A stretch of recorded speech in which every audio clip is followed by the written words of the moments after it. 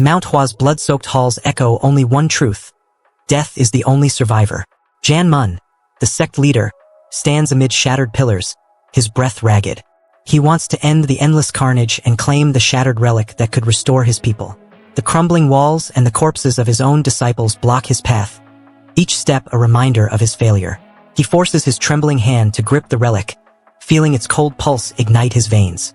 The relic shatters, sending a shockwave that flattens the remaining foes, but also burns his own life force away. Sayang watches the chaos, his eyes burning with a desperate need to protect the last of his junior disciple, Saji. Chunma's blade bows. He Mount Hua's swordsmanship as the world's greatest, a thunderclap of respect echoing through the martial world. The plum blossoms churned with fury as Chung Myung roared, "Shut up!" His wrath ignited, a storm of defiance against those who dared mock the legacy of Mount Hua. The elder's dying breath is a whisper of regret. He sees the end of his legacy, the utter annihilation of everything he fought for, and the shame burns hotter than any wound. He wanted one more chance to make his name worthy, but destiny has already written his final chapter. He accepts his fate, a mournful "ha" escaping his lips as his vision fades. The ruined courtyard stretches endless, bodies strewn like wilted petals. Sayang's eyes scan the field, each corpse a reminder of vows broken. He wants to count the survivors, to find even one spark of hope, but the ground offers only silence and blood-soaked robes. He steps forward, his boots sinking into the muck, and whispers a prayer that the wind will carry his grief away. The wind swirls, lifting a single tattered banner that flutters weakly, declaring the sect's extinction. After killing Chun Ma, who has brought destruction and disarray onto the world, the battle is over. Jan Mun, the sect leader, breathes his last breath atop the heavenly demon sect's headquarters. And if I could become even a bit stronger than I was, there is no need to regret. The Mount Hua Sect will continue. The dream isn't dead. It's just been buried under the ashes of war, waiting for a spark. What will it take to ignite it again? No matter the devastation, no matter the loss, the of Mount Hua, the legacy it has to endure.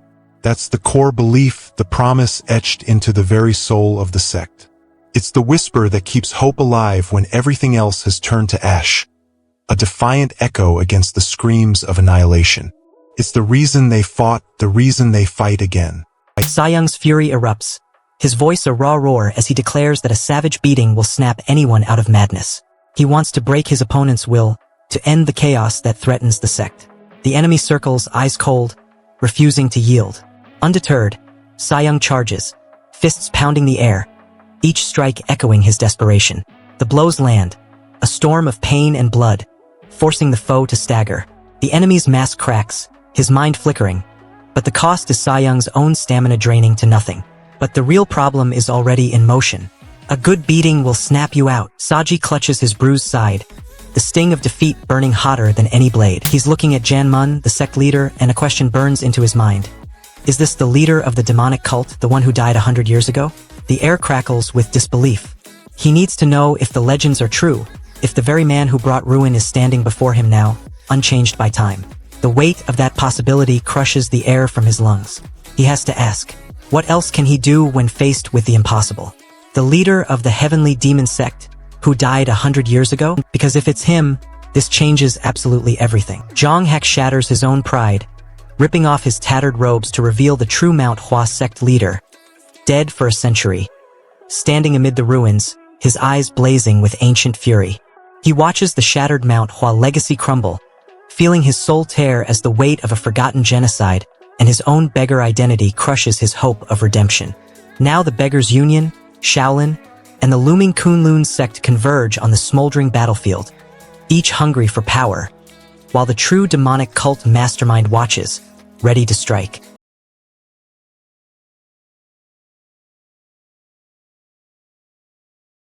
The world's power balance just flipped. The Southern Island sect didn't just climb the ranks. They snatched a seat among the 10 great sects, spitting on centuries of tradition. A massive crowd of martial artists from and gather, their faces twisted in confusion. They scan the official list of the elite, looking for names they recognize. But as their eyes hit the bottom, their hearts stop. The Mount Hua Sect is gone. The name that once commanded respect is missing from the hierarchy entirely. Total chaos breaks out. The crowd can't wrap their heads around the news. Some people are screaming, their voices cracking as they point at the list. He pauses at the gate, breathing heavy, his mind racing. He wants a moment to gather his scattered thoughts before the next step. The echo of the monk's warning and the weight of the name block his momentum. He lets out a short, ragged "I," a breath that hangs in the stale air. The simple exhale steadies his nerves, buying a heartbeat of clarity. The cost is a fleeting pause that could be the difference between life and death. You feel his panic surge as he bolts, sprinting toward the distant mountain on foot, refusing any horse that might slow his fire. He's looking around, trying to find a place that feels right, a spot that's truly local and untouched. He wants that pure, unadulterated environment. He needs to find that perfect, unmarked territory. What he finds is a seemingly ordinary, unassuming spot. The obstacle is finding a place that isn't already claimed or contaminated by other influences. He needs a blank canvas. And he thinks he's found it. He's feeling it now, this internal sensation. He's talking about an elixir field, a sea of chi, the energy center itself. This is the core of his power, the very seat of his martial arts. He's pushing into it, trying to stimulate and expand it. Oh, it gets better.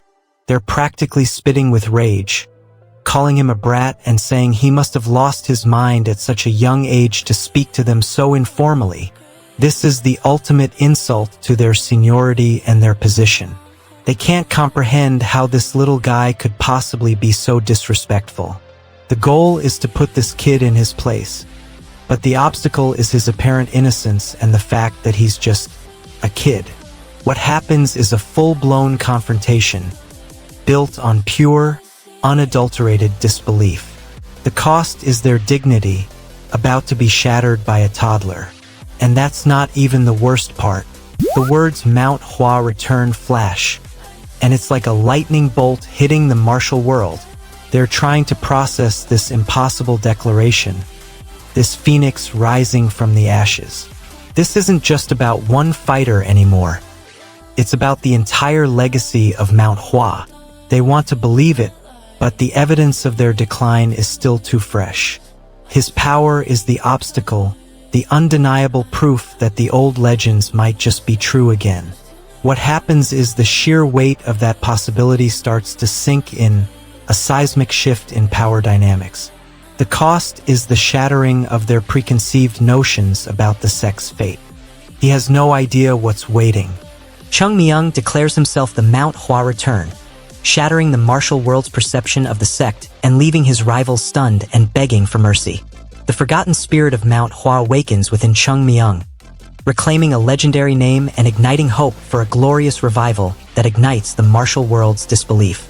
A weary sect leader faces an impossible choice as the child claiming Mount Hua's legacy seeks a home, leaving the fate of the ancient sect hanging precariously in the balance. Elder, a child seeks an audience. He claims a matter of dire importance, though he won't divulge details. His persistence demands your attention. Chung Myung, reborn as a toddler, faces the Mount Hua Sect elders. Their gruff pronouncements about his return echo in his mind. A child claiming to be the Plum Blossom Sword Saint, the sect's hope, or its greatest folly, has arrived. Chung Myung's smile tightens. You brought him here? He seethes. The elder admits he couldn't refuse the man's desperation, even though the sect's doors are slammed shut. Chung Myung's calm facade cracks. The mountain wind howls as the young disciple slams his fist into the ancient stone, eyes blazing. Who dares intrude on Mount Hua? He roars, blood pounding in his ears. A shadow flickers. An old, crippled monk clutching a broken chain, whispering cryptic verses. The boy's breath catches. A surge of power erupts, shattering the silence and igniting the sect's long-forgotten wrath. If you want more daily recaps, hit that subscribe button now. On the empty courtyard, eyes flicking toward the distant peaks. He wants proof that Mount Hua still stands, that the sect isn't a ghost. The great elder demands obeisance to the ancestors, but his eyes widen. The sacred tablet is gone. A chill snakes down his spine as the unthinkable truth dawns. Chung Myung, the plum blossom sword saint, bursts through the mountainside. He unleashes a devastating flurry of his signature plum blossom techniques, scattering his enemies like fallen petals. The sect's legacy, once withered, now blooms vibrantly under his unstoppable blade. Chung Myung frantically searches, muttering about a missing flower.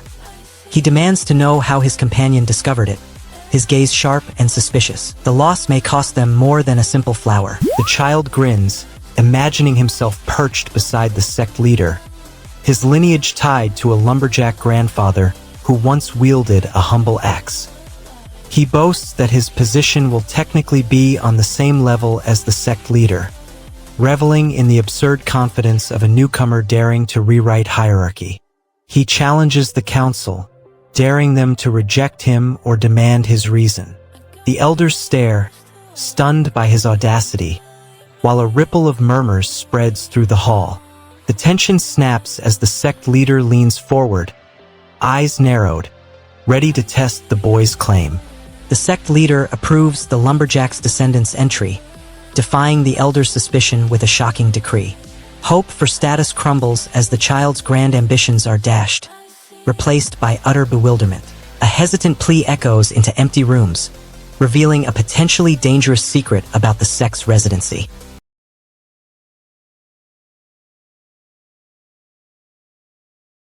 The Mount Hua Sect is a ruin, and one man is bringing the fire. A new kid slips into the dormitory corridor, eyes darting for any secret. He wants to see what's hidden, but the doors slam shut behind him, sealing the hallway. Panic spikes as footsteps echo. The senior, Great Sahyung, appears like a storm, his presence demanding order. The intruder freezes, breath caught, while the other disciples stare, waiting for punishment. The senior's glare promises a lesson none of them can ignore. I'll make sure to teach you a lesson. Prabat looks at the chaos and doesn't care. He knows the mess is a disaster, but he decides it's not his problem to fix. Rex lunges forward to deliver a crushing blow. He wants to wipe that smirk off Prabat's face once and for all. He moves with the speed of a seasoned martial artist, but Prabat doesn't even blink.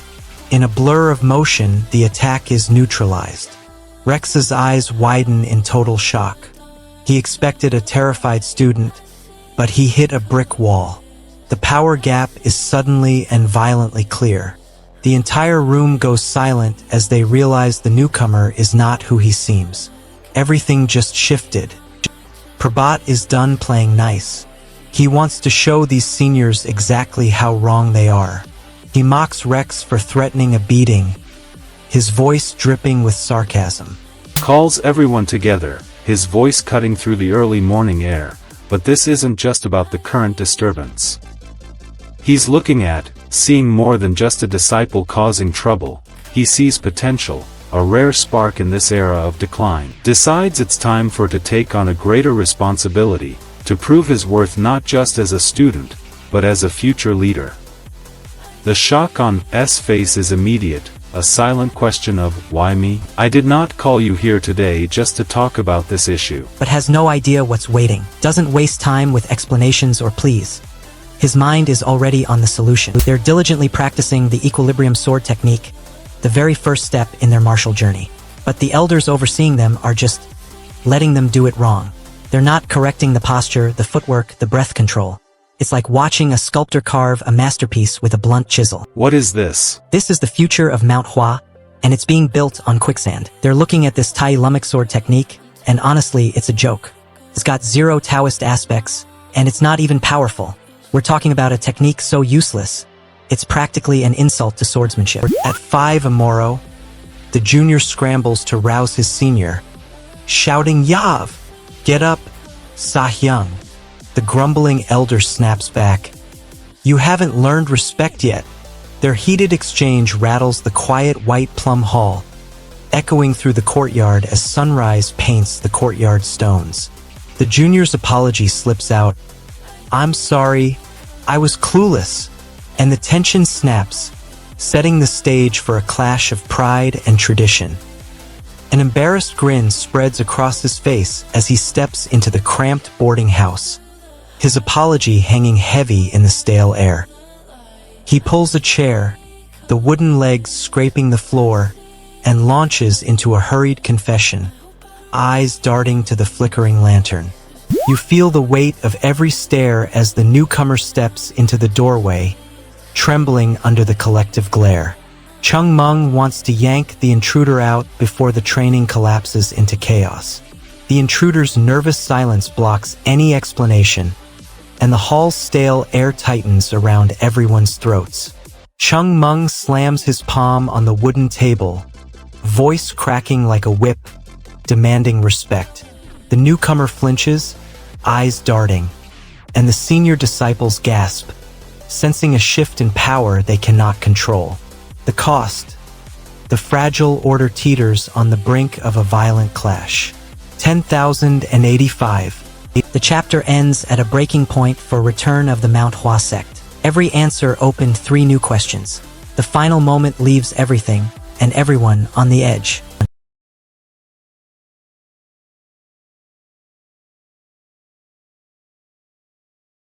5 chapters passed. 5 chapters of nothing. But behind him, the whispers start. It's not a ghost story, not a legend. It's real. The newcomer. The one they thought was gone forever. He's here. And the air crackles with a power that hasn't been felt in a generation. What does he want? Why now? He steps into the clearing and everyone freezes. 5 chapters. He doesn't just arrive. He, a storm in human form, and the entire world holds its breath. What comes next changes everything. The newcomer surveys the scene. Every shadow seems to writhe with unspoken threats. He sees the exhaustion, the desperation etched into the faces of those still standing. He refocuses. The main issue isn't just the newcomer breaking rules. It's the fact that he threatened his senior disciple. That's the real problem here. But then he realizes something else. He can't do that. He can't be the one to teach them. That would make him the biggest idiot of all. The third-class disciples are already fools for letting a newcomer pressure them into training.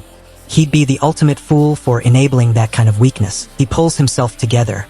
The newcomers are begging for just 1 month. 1 month to prove themselves, to bring results. He hears their plea, and he sees their determination. He truly respects their resolve. The room, craving proof that his plans are taking root.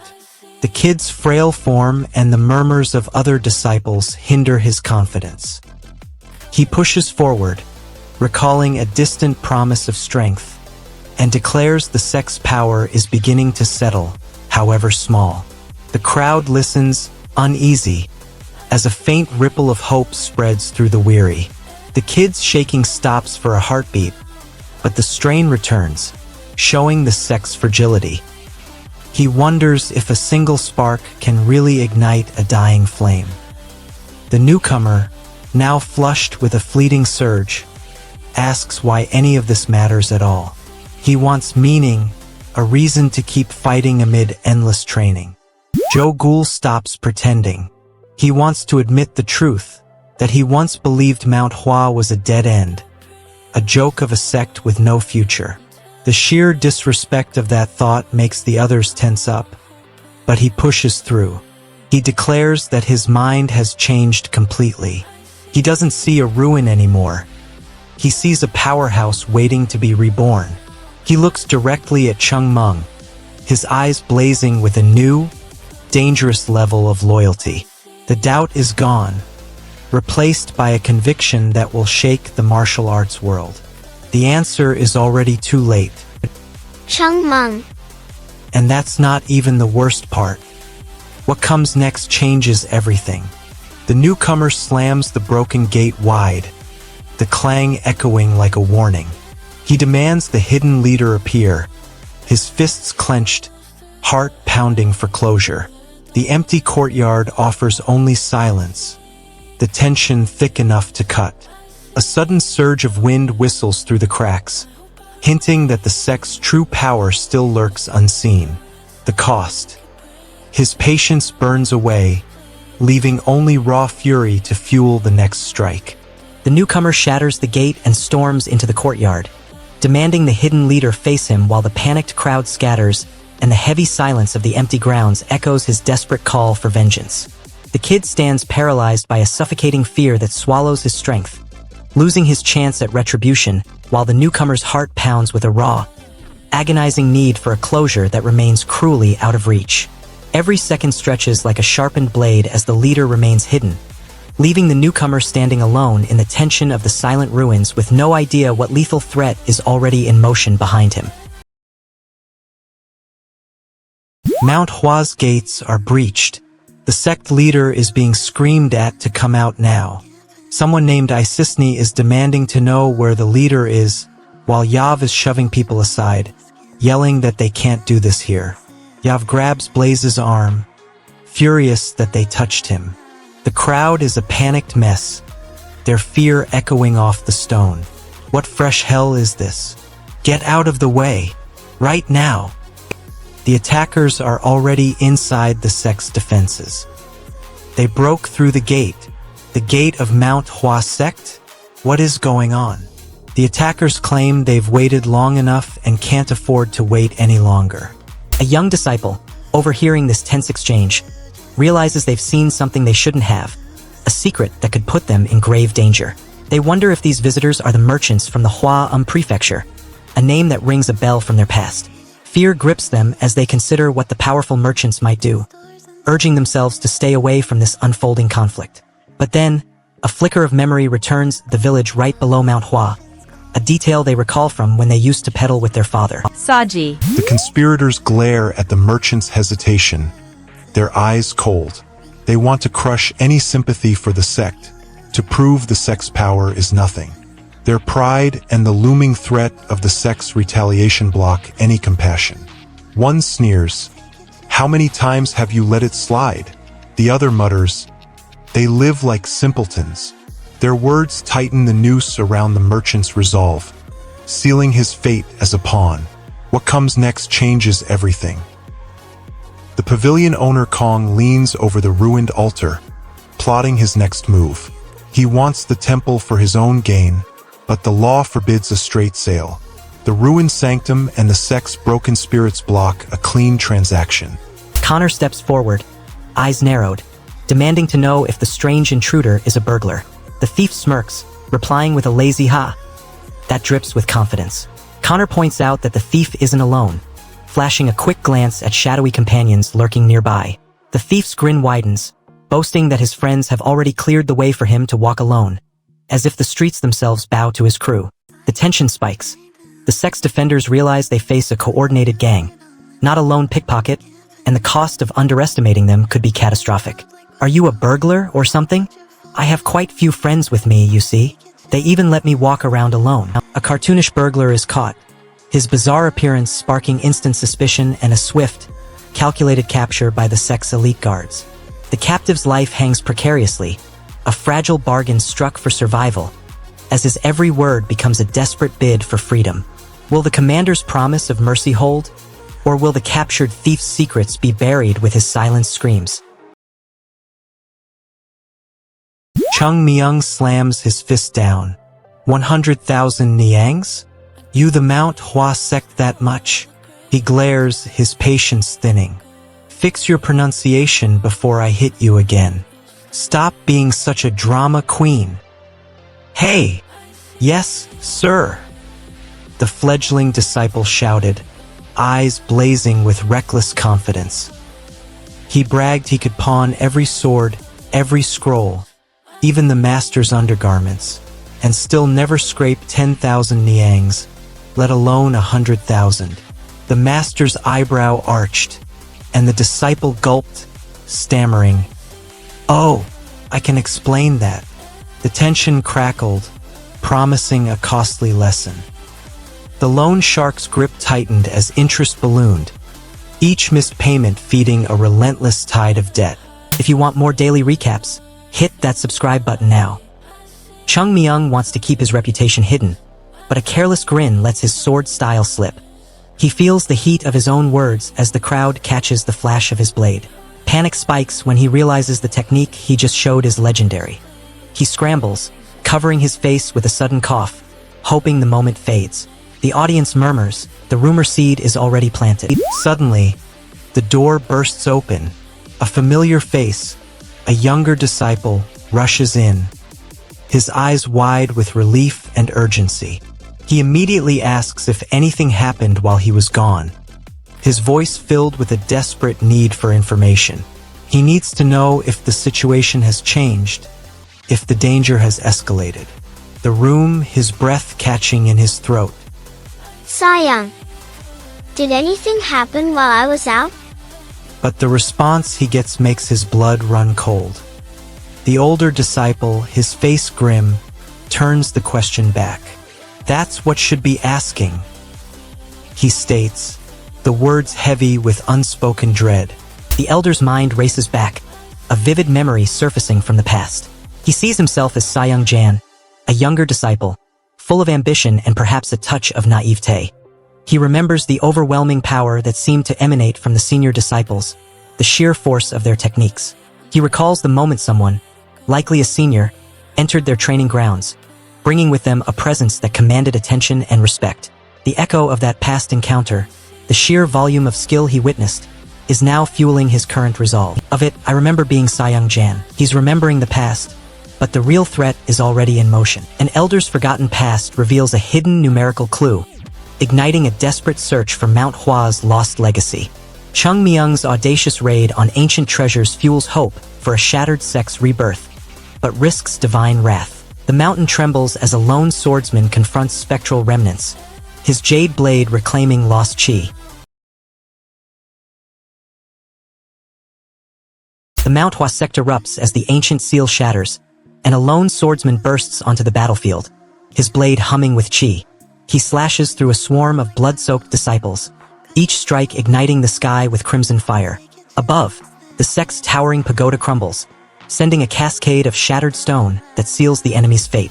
The war drums roar, and destiny pivots on his next breath. The young disciple gasps, "I'm going to die!"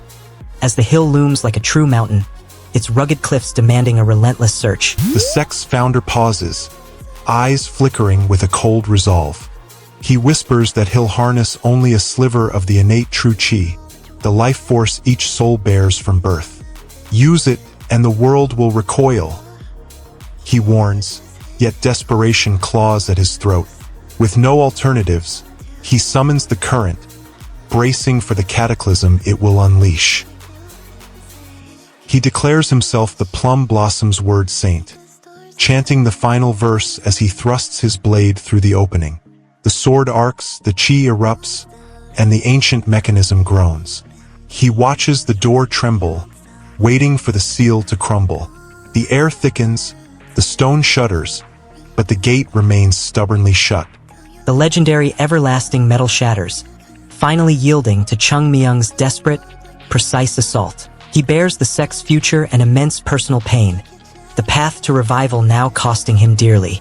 A dark, unknown hallway awaits, the true extent of Mount Hua's secrets and dangers yet to be revealed. Saving Mount Hua meant 2 months in bed, but the sect's hidden stash could change everything. It finally opened. The hidden door creaks open, revealing a no one has seen in ages. He needs to know what's inside, what secrets the elders have kept locked away. What could be so important that it's hidden behind everlasting metal? He pushes further into the dark. The answer is already too late. 2 months in bed? Ugh, the worst. Saving Mount Hua is a total pain in the ass. He's stuck recovering, but that doesn't mean he can't cause some trouble. He's curious about what Sahyang Jangmun has been hiding in here. You promised the old master spirit that you won't waste his trust. You need to convince yourself that you can rebuild the sect from these fragments. Doubt lingers, but the weight of the book steadies your resolve. You vow to honor his hidden affection, to bring Mount Hua back to its rightful place. The price you pay is the sleepless nights ahead, guarding these secrets from those who would misuse them. I knew it. My instincts never lie. especially when it comes to hidden treasures and ancient secrets. I want to see the payoff for all this digging. The dusty air and the sheer age of this place are the only things holding me back. I reach inside the newly revealed compartment, my fingers brushing against something smooth and cool. It's real, just like I suspected, and now I can finally taste the sweet reward. I was right. What comes next changes everything. Holy crap, is this what I think it is? I want to confirm this unbelievable find and start planning my retirement. Chung Myung coughs, but his focus is entirely on what he's found. He wants Jang Muns to see this incredible discovery, to confirm its existence. The elder's utter shock and disbelief are the only things slowing him down. He reveals how he stumbled upon this secret by accident, the sheer impossibility of it all dawning on him. Jang Muns is floored, questioning how this could even be possible. Mole. Lopper up, I've discovered this by accident. This is... How? How did you find this? Ugh. I must have trained too hard. The Empire's ledger watch begins ticking louder than ever. The chapter ends at a breaking point for return of the Mount Hua Sect. Every answer opened 3 new questions. The final moment leaves everything, and everyone, on the edge. Mount Hua's temple is on the brink of being sold, and its leader is nowhere to be found. His loyal followers are practically crawling their way up the mountain, pushing each other because they're so close to the sect. They can practically taste freedom or at least a paycheck, but the climb is brutal and they're running on fumes. They just need to keep moving because the alternative is unthinkable. This whole situation is about to explode, and you can feel the pressure building with every single step. What comes next changes everything. These guys are done with this mountain. As soon as coughs up their hard-earned money, they're out. Forever. Then makes a desperate plea, turning to the sect members directly. He begs them, anyone, to personally vouch for a delay, to show mercy to the Mount Hua Sect. It's a public humiliation, a stark display of their desperation for anyone to offer a lifeline, even if it means begging. I plead you. Then, a single voice cuts through the despair, a defiant cry echoing in the tense silence. It's not about the money or the risk or the impossible odds. It's about something far older, something that burns deep within every disciple's soul. It's about the name they carry. For the name of the Mount Hua Sect, a wave of disbelief washes over the room, quickly followed by a booming, almost deranged laugh. The visitor, utterly stunned, can only stare as the sect leader erupts in laughter, a sound that's both hollow and wild. The unanswered question will shape his destiny beyond the mountain's peak. The speaker grips the promise of 100,000 niangs like a lifeline. He wants the cash so he can flee the mountain forever. The sect's leader snarls that if he takes the money and runs, every hidden debt and oath will collapse on him, and the mountain will grind his name to dust. He argues that cities like Hangzhou brim with gold, yet the leader's warning feels like a chokehold. The speaker bites his tongue, his hope flickering, and decides to stay a moment longer, bargaining for a chance to collect the sum. And that's not even the worst part. The leader slams the ledger shut, eyes blazing with an unforgiving fire. He wants total control of the speaker's livelihood, intent on seizing every last coin. The speaker's dwindling pride and the looming ruin block any chance of negotiation. He watches the leader's fingers trace the final line, then hear the cold decree that every business, every saved penny, will now belong to the sect. The speaker feels his chest tighten as the reality of total loss settles in, his dreams of freedom crumbling to ash. We will take over your businesses down to the last coin. The answer is already too late. The sect leader slams the dusty ledger shut, demanding the speaker surrender every last coin, while the protagonist teeters on the edge of betraying his oath to seize the promised 100,000 niangs and escape forever. He risks losing his lingering loyalty and the fragile dignity of his past. while the tantalizing promise of limitless wealth and permanent freedom glitters like a lifeline pulling him into darkness. The echoing cry of Tanyu reverberates, leaving the speaker frozen as unseen forces converge, and the ledger's sealed secret threatens to explode, promising a catastrophic showdown that could shatter the Mount Hua Sect forever. The elders reel, sputtering, "Sect leader, what madness is this? You're seizing businesses." Chung Myung grins, precisely as planned. Your joke has finally gone too far. The elder sneers, doubting the Mount Hua Sect leader's legitimacy. Prove these account books. You accuse us of forging evidence. He challenges, his eyes blazing with defiance as he awaits the sect leader's answer. The finance chief snarls, "We can't ignore this!" As the pavilion owner Kong from Hainan slams the table, his eyes flickering with greed. He thrusts half the ledger toward the Huam prefectural office, demanding an appraisal. Whispers ripple through the hall. If the numbers check out, the Mount Hua Sect's revival could finally crack the Empire's iron grip. Chung Myung declares the businesses now belong to Mount Hua, but grants everyone the right to keep them and their profits. He contrasts their fate with those who sided with pavilion owner Kong, who were demoted from shop owners to mere standing owners in an instant. If you want more daily recaps, hit that subscribe button now. The sect leader stands over the trembling council, eyes blazing as he demands the full wealth of Mount Hua. He wants every hidden stash, every coin to cement his power. The council balks, fearing the loss of their own families and the ruin of the sect's name. The thief, draped in a ragged costume even at noon, slouches like a broken statue, eyes narrowed on the trembling old man. "Your greed will cost you your life," he snarls, brandishing a glinting blade. The old man retorts, voice shaking, "I'm not stealing.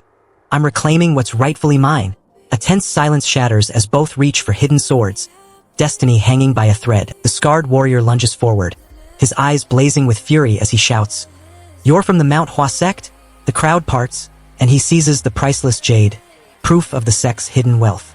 With a swift, decisive strike, he shatters the ancient seal, unleashing the long-buried vengeance that has festered for generations. The chapter ends at a breaking point for return of the Mount Hua Sect. Every answer opened 3 new questions.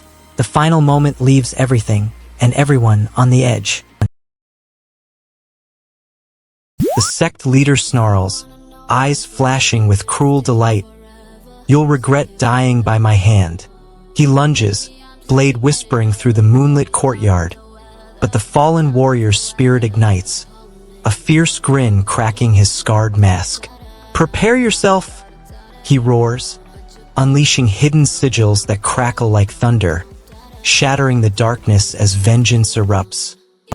Chung Myung isn't just some random innkeeper from the outskirts. He's a monster in disguise. He delivers a chilling warning to his opponent, promising a brutal beatdown. The gap in power is astronomical, and Chung Myung is about to teach this fool a lesson in humility, one punch at a time. The sheer impact of the blow, the utter finality of it, overwhelms the challenger's senses. His body screams in protest, every nerve ending firing with blinding pain. It's more than just physical.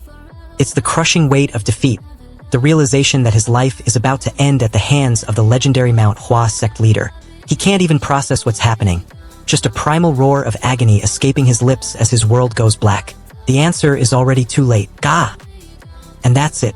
The challenger, defeated and broken, succumbs to the overwhelming power. His ambition, his fight, all of it extinguished in an instant. Mount Hua's Chung Myung screams, raw agony tearing from his throat as the heavenly demon's blade unleashes a devastating blow. Pain sears his very soul. A guttural cough erupts from the cavernous hall, echoing off the ancient stone pillars as the Mount Hua disciples freeze. The sound shatters the silence, revealing a lone figure drenched in blood, his robes torn and eyes blazing with vengeance. He lunges forward, seizing the shattered jade seal, and declares the sect's rebirth. No one will dare stand against the resurrected legacy. Li Qingshan dashes through the crumbling courtyard, his jade blade humming as it slices the lingering black mist. Mount Hua's Chung Myung unleashes a devastating blow, but the heavenly demon's blade pierces his soul, leaving him drenched in blood and screaming in agony. His desperate fight for survival shatters as the weight of death presses down, his hopes of proving himself now crushed against the cold earth. The sect leader demands the challenger's origin, a vague answer the only hope to buy a moment's mercy, but the challenger's fate hangs precariously in the balance. They saw the Mount Hua Sect's secret, and now death is the only reward. A merchant's debt collector, fueled by resentment and desperation, leads his men to collect. He's a Southern Edge sect practitioner, and he's just been caught using a technique, the Thetathi Godly Palm, right in front of a Mount Hua disciple. He regrets it instantly, knowing the danger of revealing such power, especially here. This revelation has just changed everything. He thought he was in control, but his target pulled a real sword and threatened him, forcing his hand. Now, he realizes this wasn't just a simple debt collection. This entire situation was meticulously planned, a trap to expose Mount Hua's weaknesses. The Mount Hua Sect member delivers his demand. Pass a message to whoever sent the merchant. He makes sure the threat is clear. The merchant is just a pawn, and the real target is the mastermind behind this whole scheme. The sect's name is etched into the very air, a stark warning. The answer is already too late. The merchant, now terrified, feels a sudden gust of wind. The sword wielder is moving, not even drawing his blade, but the sheer force of his presence is overwhelming. The air itself seems to cut, creating invisible slashes that whip past the merchant. He can't even comprehend what's happening, and that's not even the worst part. "You, come here." Lan Shuang's voice cuts through the bustling courtyard, and the apprentice darts forward, eyes wide with fear and reverence. He kneels before the Mount Hua master, clutching the crimson talisman that pulses with energy. Lan's grin sharpens as he whispers, "Your fate begins now. Choose the path of power, or become another corpse beneath these ancient pines." The disciples, terrified of the impending punishment, scramble. One shouts, "I'll go instead." Another cries, "It has to be me," each desperate to avoid the beating. "Hold it. You think I can haul all these carts solo if you abandon me? Use your heads."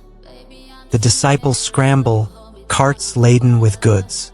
The collector lifts his hand, swearing he will track them forever, no matter the cost.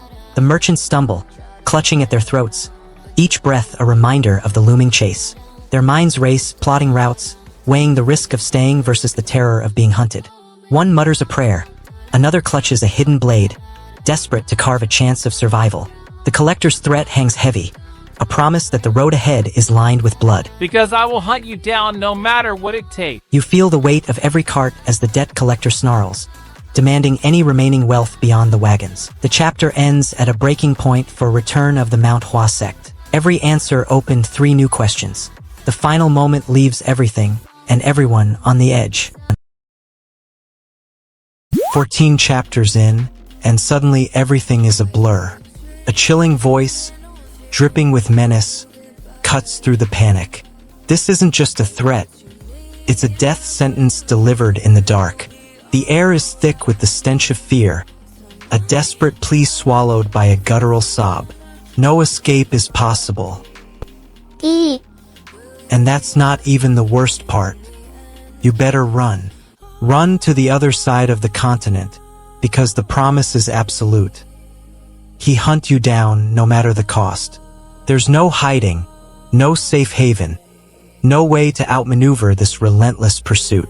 Every shadow could be his eyes, every sound, his footsteps closing in. He's already declared this war. The credit is given. It's probably all thanks to Chung Myung. Their leader is undeniably changing the Mount Hua Sect, bringing them back from the brink. The thought of what this means for their future is overwhelming, for better or for worse. But the real problem is already in motion. Chaos erupts as supplies are being moved. You feel the heat of the lanterns on the dinner table as the sect leader dishes out fresh cuts. while fresh uniforms flutter in the night breeze. The leader smiles, proud of the 2 new sets of robes that now hang beside the steaming meat. He savors the taste, letting the rich flavor settle in his mouth, a rare luxury after years of scarcity. Yet a silent question lingers in his mind. How long can this bounty last when the coffers remain empty? He pushes the doubt aside, trusting the feast will keep morale high, even as the sect's funds dwindle. What comes next changes everything.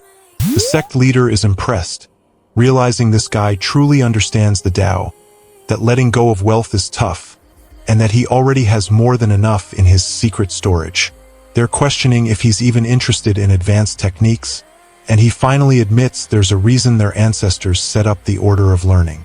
The goal is to test his commitment to the Tao, but the obstacle is his deep understanding and foresight. What happens is he reveals his true perspective on cultivation, and the cost is the sect leader's growing respect. I'm not really interested in wealth all that much. But the real problem is already in motion. Sect leader's decree rings out. Chung Myung ventures beyond Mount Hua's embrace, but only within its prefecture. He alone shoulders every risk, every consequence. Yet he won't grant the vital life pills? Unbelievable. Sect leader? Chung Myung dramatically collapses, feigning weakness to force the sect leader's hand and secure his freedom. He barters his life for unchecked liberty, gaining unrestricted travel but risking the sect's wrath for his deception. The sect leader grants freedom within the prefecture, but the true cost of Chung Myung's gambit and the missing life pills hang precariously in the balance. Forget a gentle knock. This kid's spirit just kicked down Mount Hua's ancient doors. The sect leader is watching, zeroing in on Chung Myung, working out if this child actually the Tao. He's looking for that deep understanding, that spark of true enlightenment, and he's already feeling it. The sect leader asks his elder, "What do you think about him?" He definitely understands the way of Tao. The sect leader nods, the thought echoing in his mind. So you felt that as well?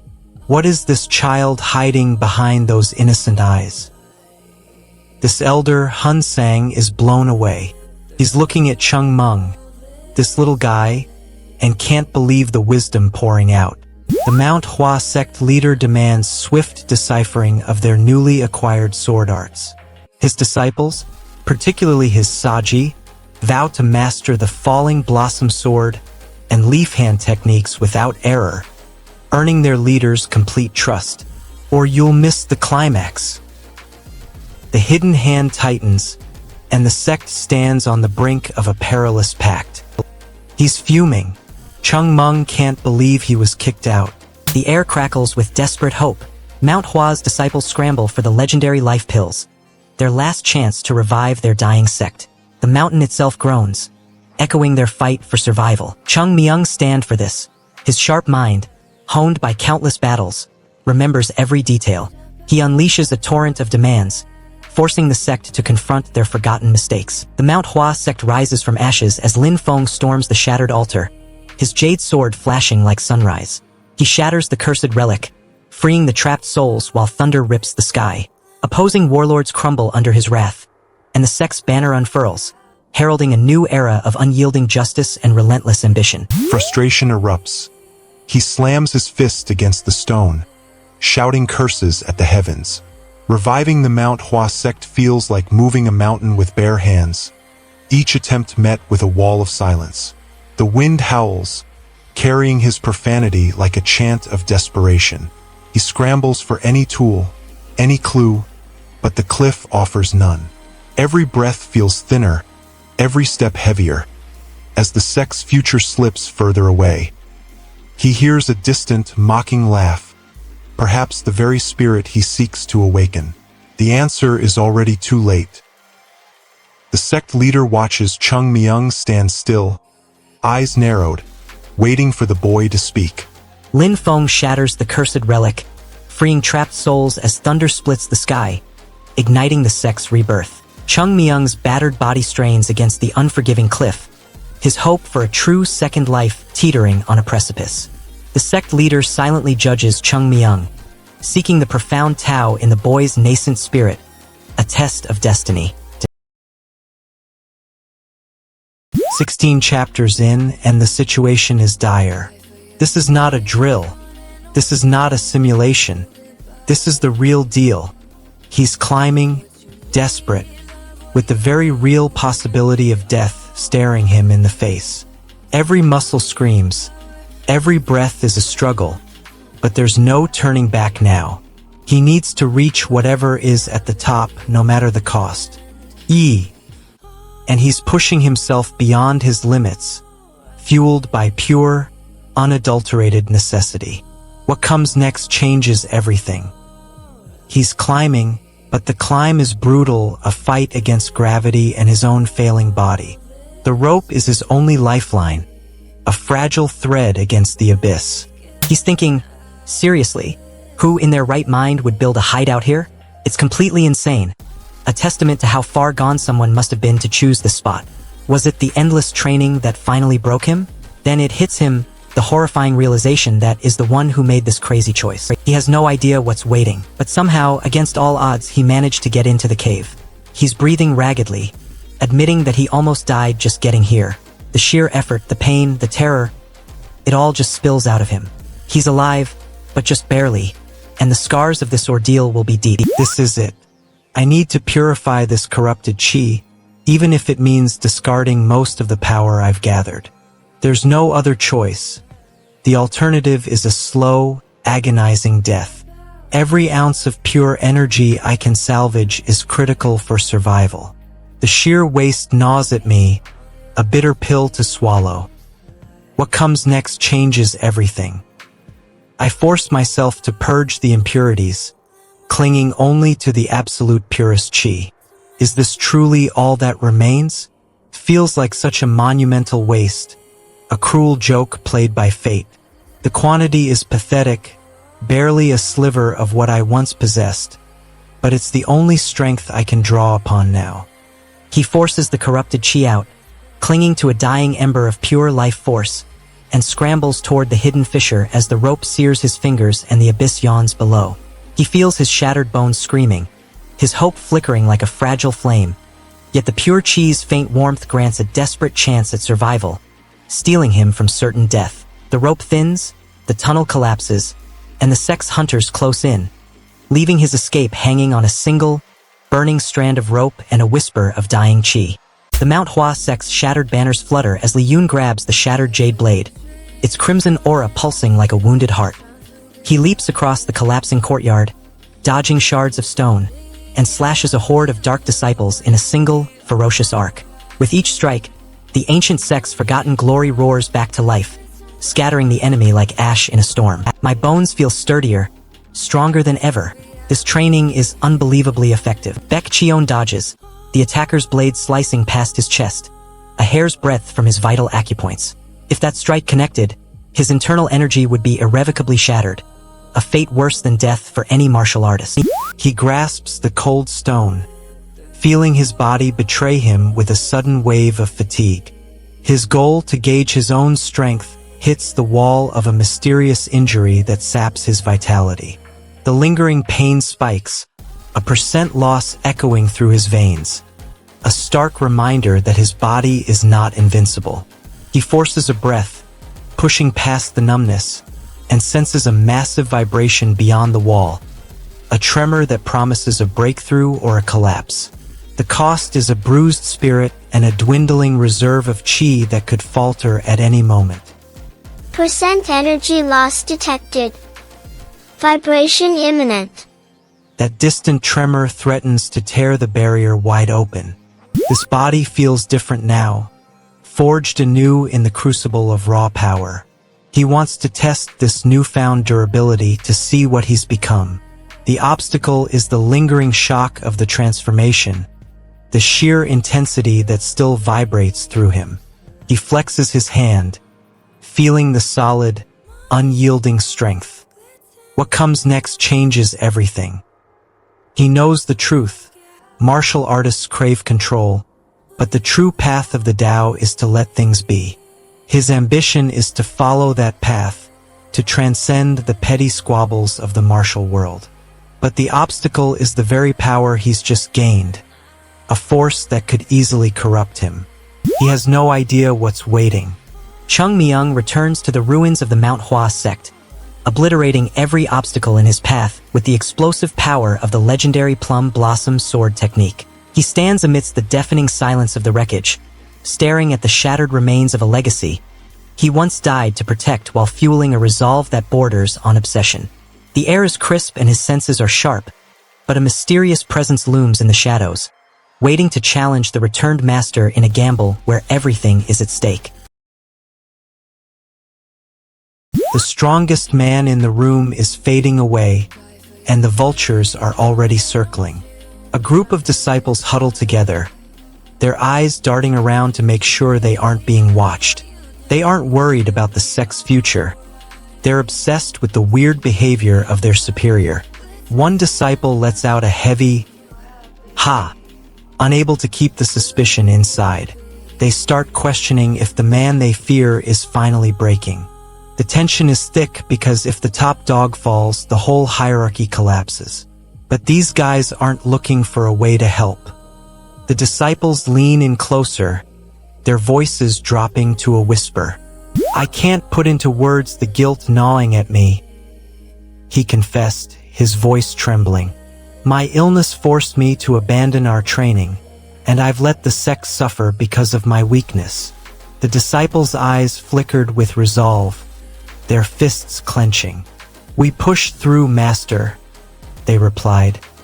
"Your absence only forged our determination. We'll lift Mount Hua together." A roar erupts when the banner of the Mount Hua Sect snaps into view, the name echoing off the cliffside like a battle drum. The sect's elite gather, eyes blazing, each one craving the honor that comes with the crest. A sudden tremor shakes the platform, threatening to topple the ceremonial stone. But the sect's senior steps forward, planting his foot and steadying the ground with a forceful chant.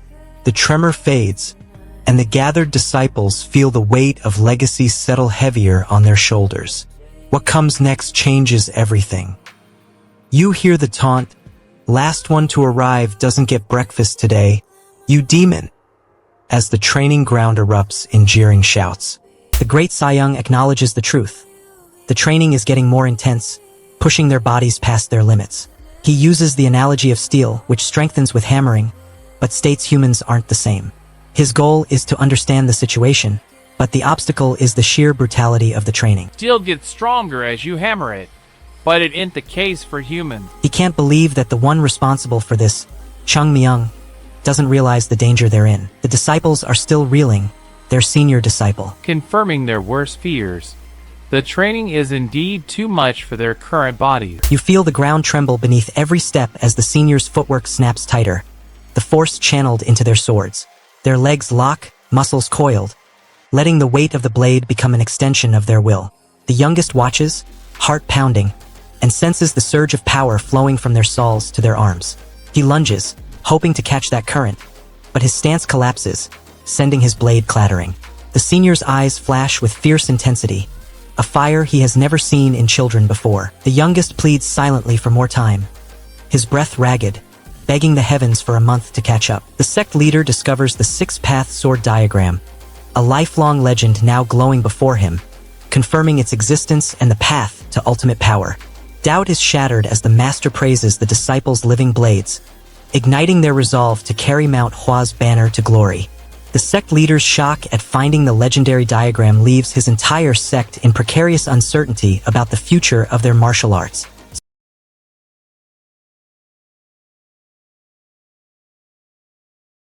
Chung Myung flips open the ancient chest, revealing not gold, but a single worn book, the legendary.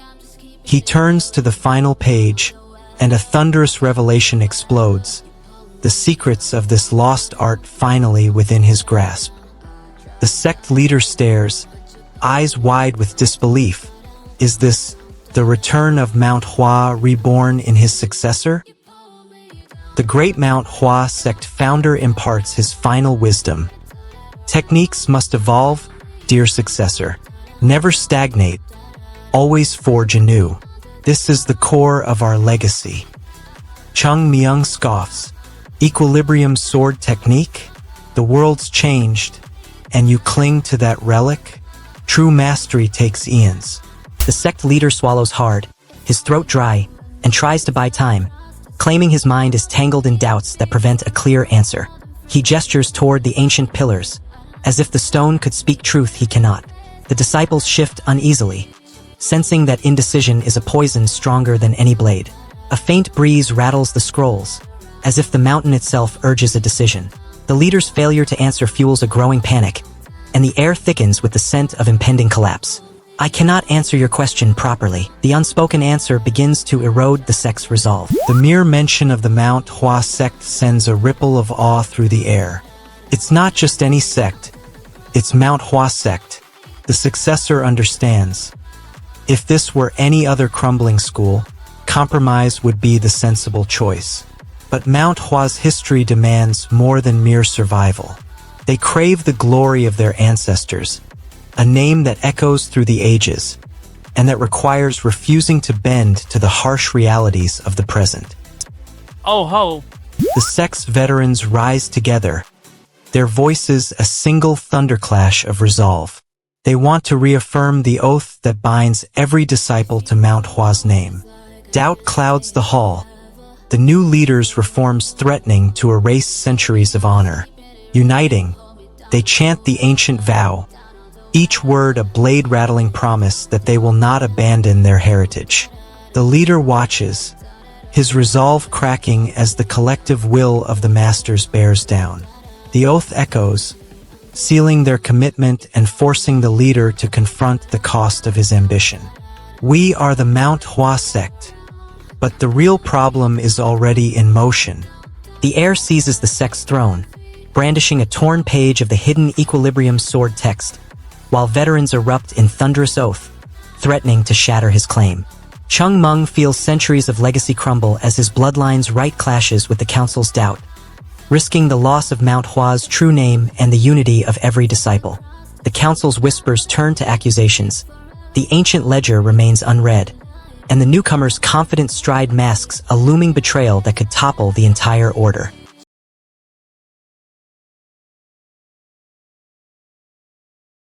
The sect's laughter is a lie. Their doom is already here. Sayoung watches the merchants of Hua crumble, their stalls overturned, contracts burned. He knows the chaos stems from a hidden hand that thrives on disorder.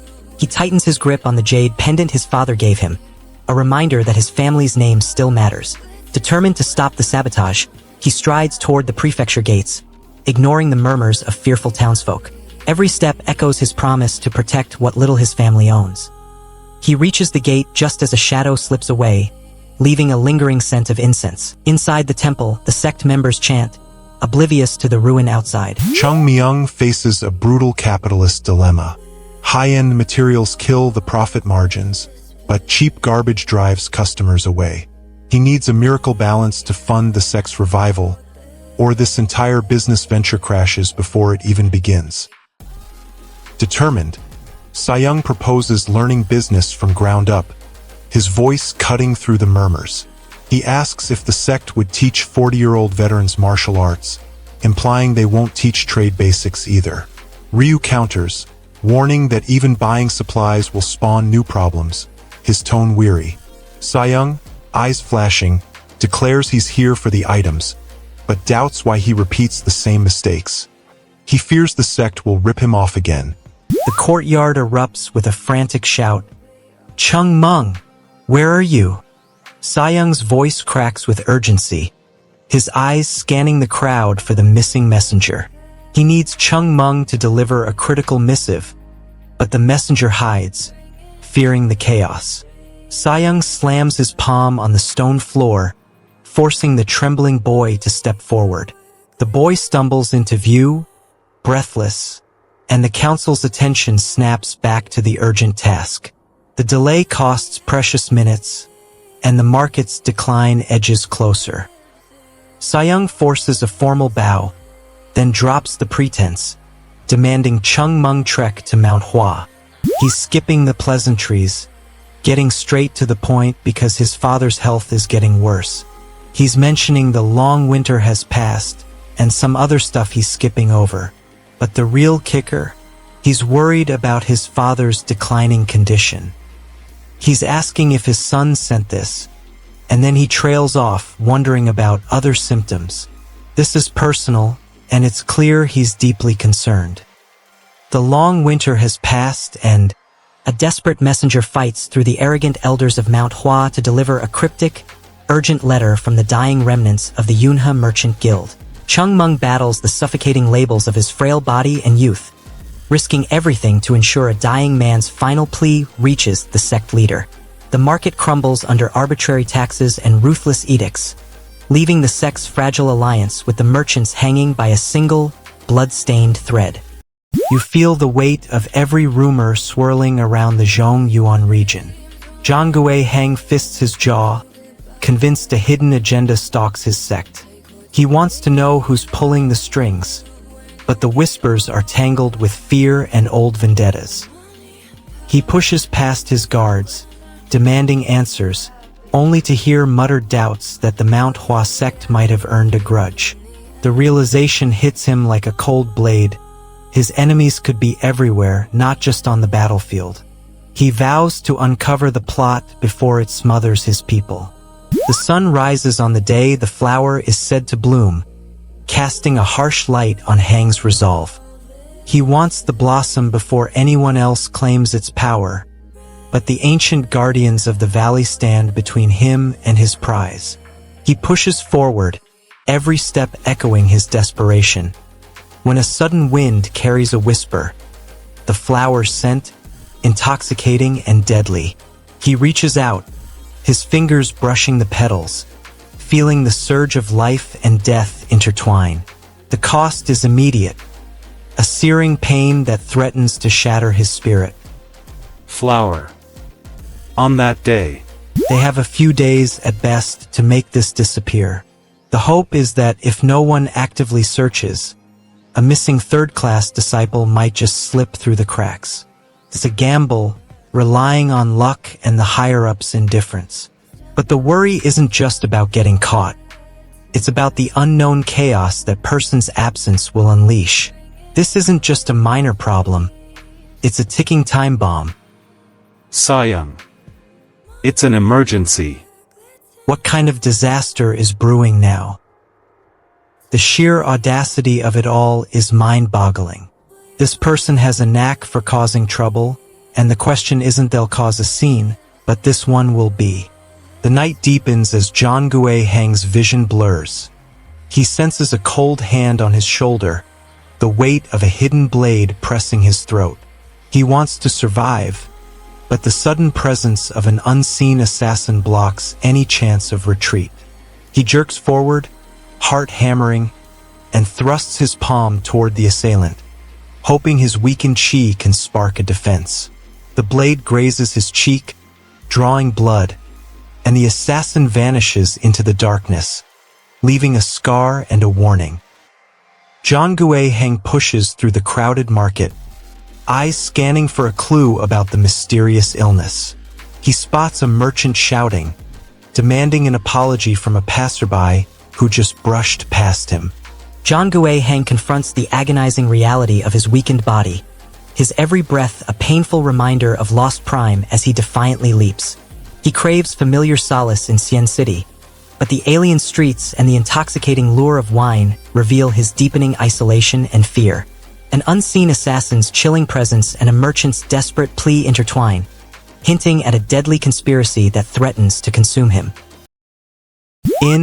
The sect's new commander storms the training grounds, his sword flashing like lightning as he slices through the lingering mist. He confronts the rogue apprentices, their eyes wide with shock, then shouts, "Your betrayal ends now." The ground trembles beneath his roar, and the air crackles with the promise of retribution. The arrogant young masters of Mount Hua strutted into Shangxi, reeking of rotten plums and entitlement.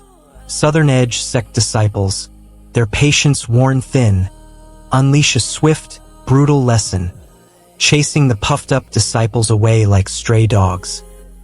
You feel the sting of the plague in your throat, every breath a battle. The air crackles as Li Xian senses the looming threat, his pulse syncing with the ancient drums of Mount Hua. He knows confronting the hidden clan will unleash chaos, but the whispers of his past life's vengeance echo louder than fear. Every step toward the valley ignites a firestorm, and the sect's dormant wrath awakens, ready to devour any challenger. The battle ends, yet the echo of that clash reverberates, promising a storm that will test every fiber of Mount Hua's resolve. The desperate heir grips the railing, eyes blazing. He wants a cure for his father, anything that can pull him from death's grip. The young master stalks away, his mind racing for answers. He wants a reply to the letters he sent, desperate for allies, but the inked pleas return void. Frustration spikes as each day passes without a word, and the emptiness gnaws at his resolve.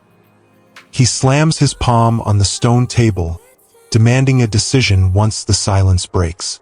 The silence itself becomes a barrier, mocking his urgency. He finally decides to act alone, abandoning the waiting game. The price he pays is the loss of potential support and the growing suspicion that his enemies already know his moves. He clenches his teeth, ready to walk the path no one else will join. Zhang Gui hang bows, blaming his own failure to train his subordinates and pleading for forgiveness. The sect's leader accepts, noting that hospitality isn't required for a guest who comes seeking aid. Zhang Gui leans on one leg, his posture revealing hidden fatigue, hinting at deeper motives beneath his merchant smile. The exchange ends with a tense silence, each side measuring the other's strength. The cost? Both parties walk away with lingering doubts, and the Southern Edge sect's eyes sharpen on this fragile truce. It's my fault for not properly educating my subordinates. No, I understand. Not here for hospitality. He's leaning on one leg. The Southern Edge sect leader stands there, fuming. Zhang Gui Hang arrives, not as a supplicant but a businessman, demanding the promised reward, turning a plea for aid into an audacious transaction. The Southern Edge sect leader's fury ignites as Mount Hua's envoy, despite their sect's ruin, boldly claims their due, shattering expectations of humility. With Zhang Gui Hang's businesslike demands hanging in the air, the true nature of Mount Hua's visit and the council's response remains dangerously uncertain. The air crackles with tension. A lone figure stands, facing down a sea of sneering faces. They ask, alone. The confirmation hangs heavy, a dare thrown into the wind. So you mean, the rivals are losing their minds. They want this brat gone, and they start screaming at Kai to throw him out right now. They think the young master is being played for a fool, but Kai doesn't even flinch. He looks at the shouting elder and shuts him down with one cold glance. Kai isn't interested in the Southern Edge sect's opinion. He owns the room and he decides who stays and who goes. The rivals freeze, realizing they have zero power here. I decide how to treat my guests. But the real problem is already in motion. Kai inspects the wounded disciple, his eyes narrowing as the symptoms flare. He knows the demonic flower's toxin should have killed him in months, yet the boy clings to life.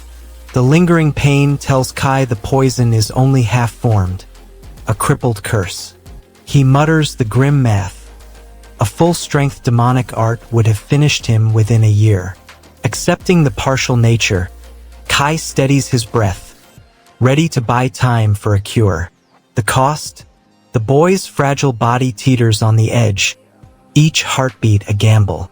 Kai begins the first step, gathering the rare herbs while the sect watches skeptically.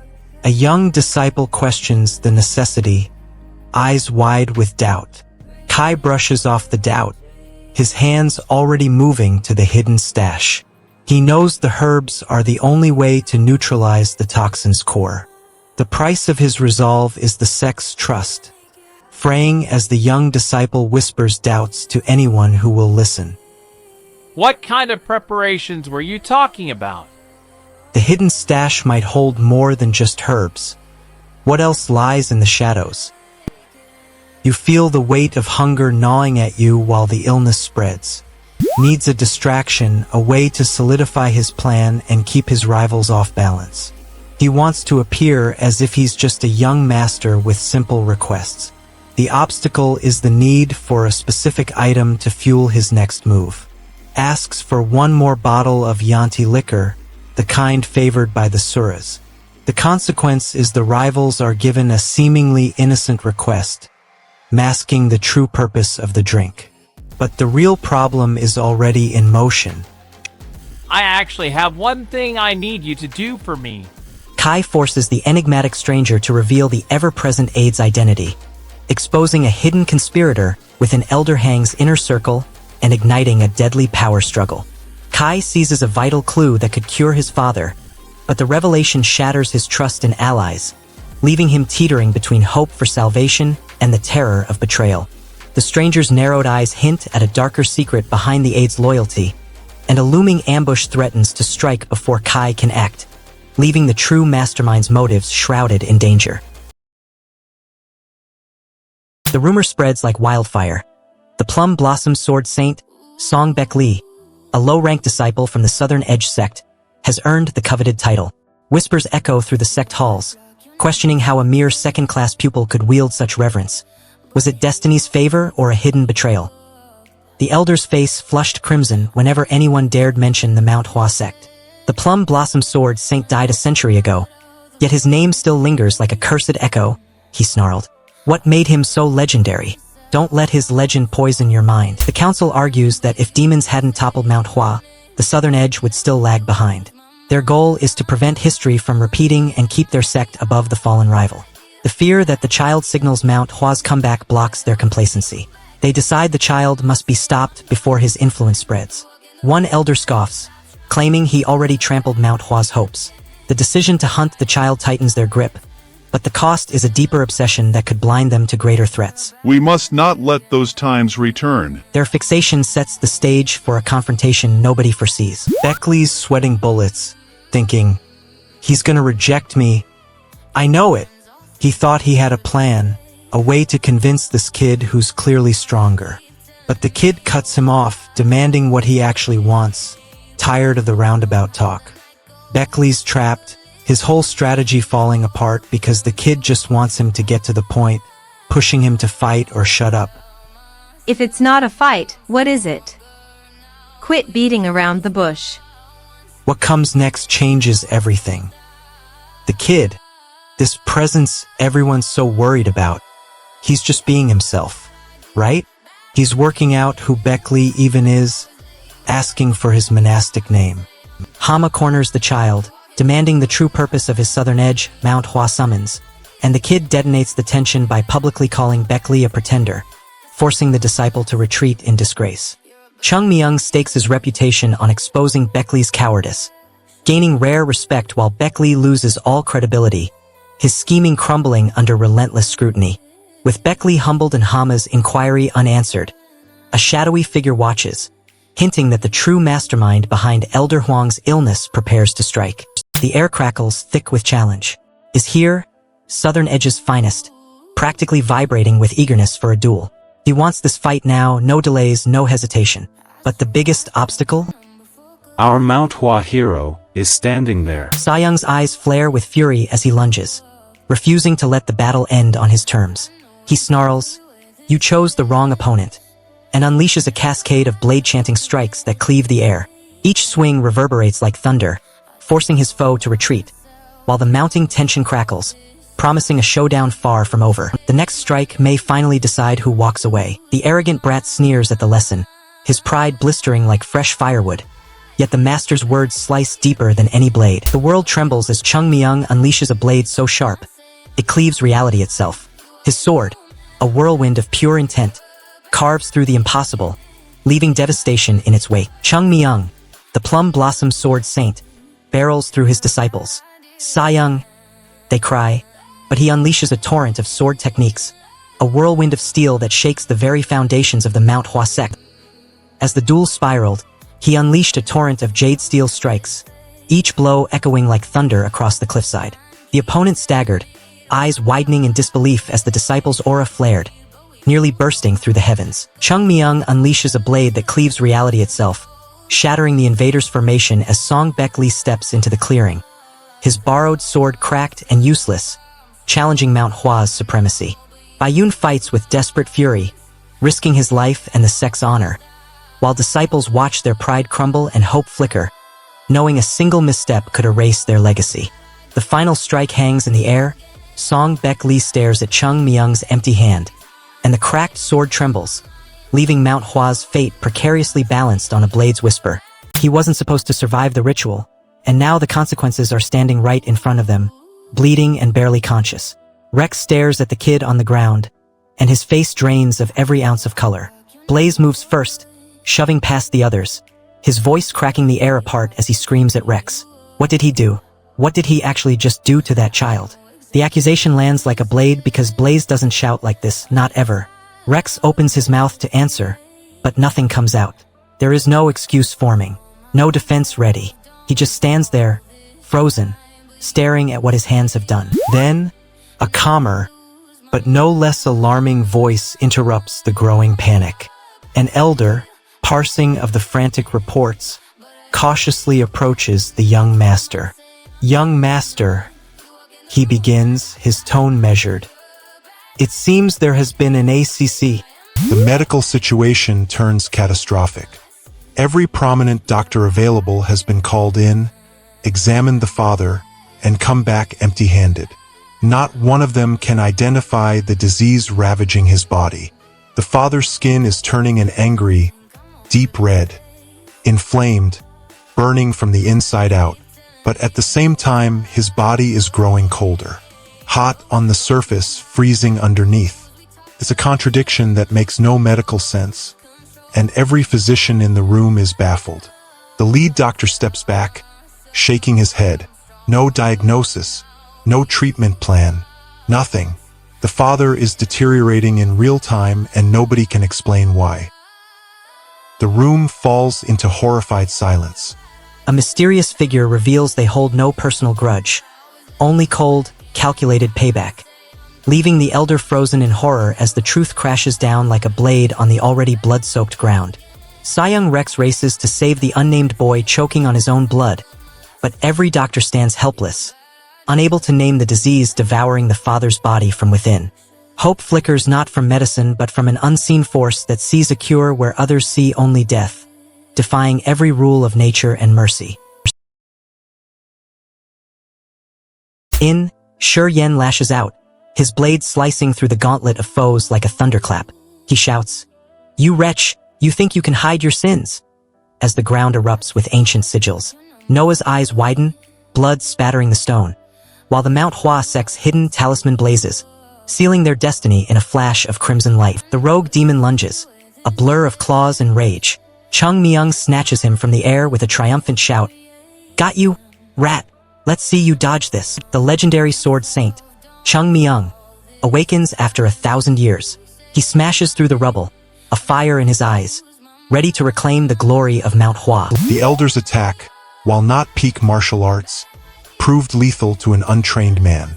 The commander, however, demanded a suspect be brought forth, one capable of injecting demonic energy. The sect leader, enraged by the near miss, ordered the general subdued, vowing the culprit would pay for his interference. The clash looms. Who will land the fatal blow? The attacker, drunk on his own power, taunts his opponent, believing his red demon hand is an insurmountable force. He boasts that his opponent is just a brat who can't handle it, then quickly clarifies he wasn't talking about himself. Suddenly, he points, announcing someone's arrival. Li Feng shatters the training ground silence, thrusting the jade flute skyward as the elder's red demon hand erupts, unleashing a wave of demonic energy that tears through the apprentice's defenses. The disciples' defiant roar pierces the chaos, his fury exposing a hidden tattoo that binds him to the master's secret arts, forcing him to choose between betraying his mentor's kindness or sacrificing his own burgeoning power. The red demon hand hovers, humming with volatile force, while the sect leader's enraged command demands the unknown suspect to step forward, leaving the battlefield poised on the brink of a lethal revelation. The blood hasn't even dried, but the air is thick with shock. Rex stands there, the center of a storm that just leveled everything. He doesn't care about the wreckage or the screams. His eyes are locked on the target, and the sheer pressure he's putting off makes everyone else feel like they're drowning. This isn't just a victory. It's a statement that the old rules are gone. Rex has arrived, and the world is about to realize that Mount Hua isn't just back. It's dangerous. But the victory feels hollow because the real threat is still breathing. Titan wants to keep his grip on power, but he's staring at a disaster. The heavenly demon's chaos rips through the world, and Mount Hua crumbles. Chung Myung, the plum blossom sword saint, wakes centuries later, finding his sect a withered husk.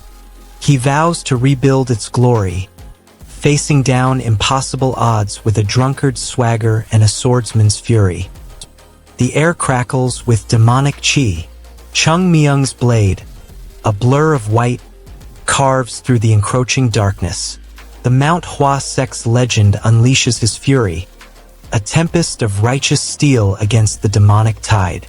Inside S' mind sees the chaos, the demonic chi threatening to consume him. Knows he needs to act, to find a way to help, but the sheer intensity of the situation makes him hesitate. He feels a connection to S' father, and a growing sense of dread. The obstacle is the overwhelming power of the demonic chi, and the ticking clock before it's too late. He needs to be careful or he could make things worse. But the real problem is already in motion. Is completely lost, watching everyone around him, even S' own thoughts, seem to actively avoid him. He's confused, working out where they are going, what they are even doing within this mental landscape. He forces his mind into the shattered psyche of the general, confronting a vortex of demonic chi that threatens to devour his father while the Southern Edge sect disciples close in, sealing the battlefield. Despair sears his heart as his father's life hangs by a thread, forcing him to choose between a lethal strike that could end the trap and the agonizing certainty of watching his father die from the relentless chi. The Titan's perfect snare persists, leaving his father's fate unresolved and the sect's warriors frozen in place, while the unseen mastermind watches, ready to tighten the noose. Bloodied, battered, and cursed near unconscious, he's still standing. The fight is a blur, a desperate dance on the edge of oblivion where every single movement is a gamble. He's taken way too many hits, and the world is starting to tilt, but he's not backing down. Not now, not ever. And the sheer exhaustion is starting to win. You feel the panic rising as the enemy's claws close in, the thought that they might even devour your body flashing through your mind. Your breath rattles, each inhale a battle against blacking out. You swing wildly, desperate to keep the attackers at bay, but the young vessel you inhabit screams for relief. Muscles tremble, vision blurs. A guttural, ugh, escapes you as a fist connects, sending pain shooting through your spine. The fight teeters on the edge of collapse, and every movement costs you more strength. The enemy recoils, eyes wide with surprise, but quickly regains composure. He wants the disciple's life, aiming to finish the fight before the seal can be reactivated. The opponent's blade glints, cutting a thin arc that slices the disciple's forearm, spilling crimson onto the battlefield. The young fighter grits his teeth, ignores the throbbing wound, and thrusts his remaining energy into a sweeping kick that sends the foe sprawling. The impact shatters the nearby stone, creating a cloud of dust that masks both combatants. He remains standing, though his grip slips on his own weapon. The disciple's vision blurs as the dust settles, his head spinning from the concussion. The tension peaks. Every second matters. The young disciple fights on, sweat dripping, muscle screaming. He wants to finish the duel before his body gives out. His breathing ragged. The lingering pain from earlier blows blocks every move. He forces his clenched fists forward, each strike landing just enough to keep the enemy at bay. The opponent steps back, surprised by the sudden surge, but the disciple's energy spikes, buying him a few precious seconds. The cost is a deeper wound in his side, blood seeping faster than he can mask it. How disappointing. He pushes the pain aside, but the clock keeps ticking. The young disciple, bloodied and bruised, unleashes a pulse strike, shattering his opponent's guard and sending a crack of raw chi rippling through the arena. He feels his father's voice roar within, promising mastery if he endures, while the weight of his master's vows presses down, threatening his very soul with collapse. The stranger eyes the disciple's swollen belly, his cold stare promising a hidden agenda, and the arena falls silent as a shadowed figure steps forward, weapon trembling.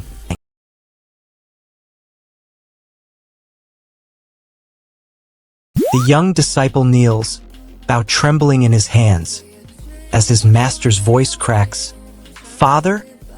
He flashes back to the battlefield where the elder's blade sliced through death itself, sparing his life.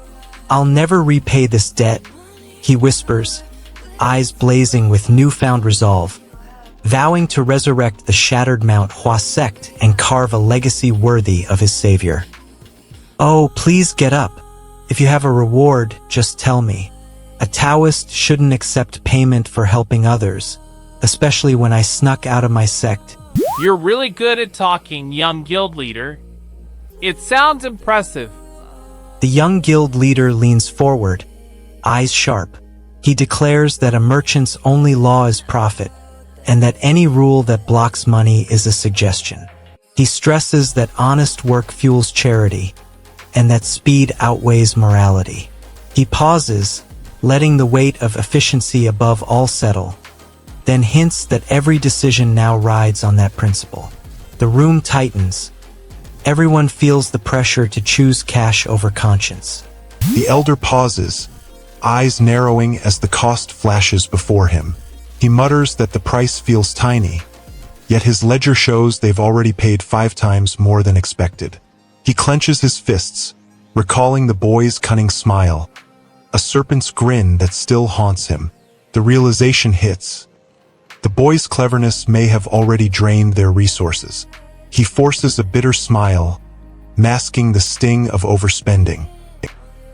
Because I have no intention of giving them to him. The silent threat lingers, waiting to strike. The old man's words hang in the air, a dismissal cloaked in feigned frailty. He claims he's just a worn-out fossil, implying no obligation to the young disciple. The elder calculates a ruinous gamble as he weighs the sect's survival against a mounting ledger of debt, while the youngest disciple vows to sculpt Mount Hua's future with his own 2 hands. Confidence shatters under the weight of 5-fold costs, forcing the merchant to choose between cold profit and a second chance at honor, while the viper-like boy's resolve hardens into a weapon of pure ambition. Treasures remain locked behind a hollow mantra of greed as the old man's sharp, calculating eyes mask a final dismissal, leaving the disciples desperate offer hanging in a silence that could break the entire guild. The truth slammed into him like a blade. He'd been duped by the very agent he'd trusted. A cold grin spread across the operative's face, then vanished as the hidden agenda unfolded. With the incident resolved in mere seconds, the mastermind's motive crystallized. A calculated sacrifice to protect the sect's rebirth. The revelation ignited a firestorm, forcing every hidden player to choose sides. The cursed relic erupts, scorching the courtyard as the bizarre kid, eyes flickering with power, lunges forward, pinning the villain's blade to the stone. "Don't blame me," he snarls, his voice echoing the ancient hymns of Mount Hua. This kid is a true late bloomer. The more he trains, the more he improves, exponentially. He's got the potential to become the Southern Edge Supreme Sword. This is it, the return of the Mount Hua Sect. We're witnessing the birth of a legend right here, right now, and it's absolutely breathtaking. He'll improve by multiples. He has no idea what's waiting. The kid's throwing down the gauntlet. He's ready. He's demanding the fight, and the tension is palpable.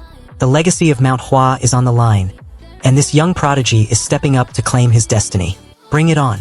Bring it. The answer is already too late. The kid pivots, chasing the rhythm of the duel, desperate to keep the momentum. He wants to chain his movements into a flawless sequence to outpace the rival's defense. The rival's sudden sidestep creates a narrow gap, forcing the kid to adjust his footwork on the slick stone.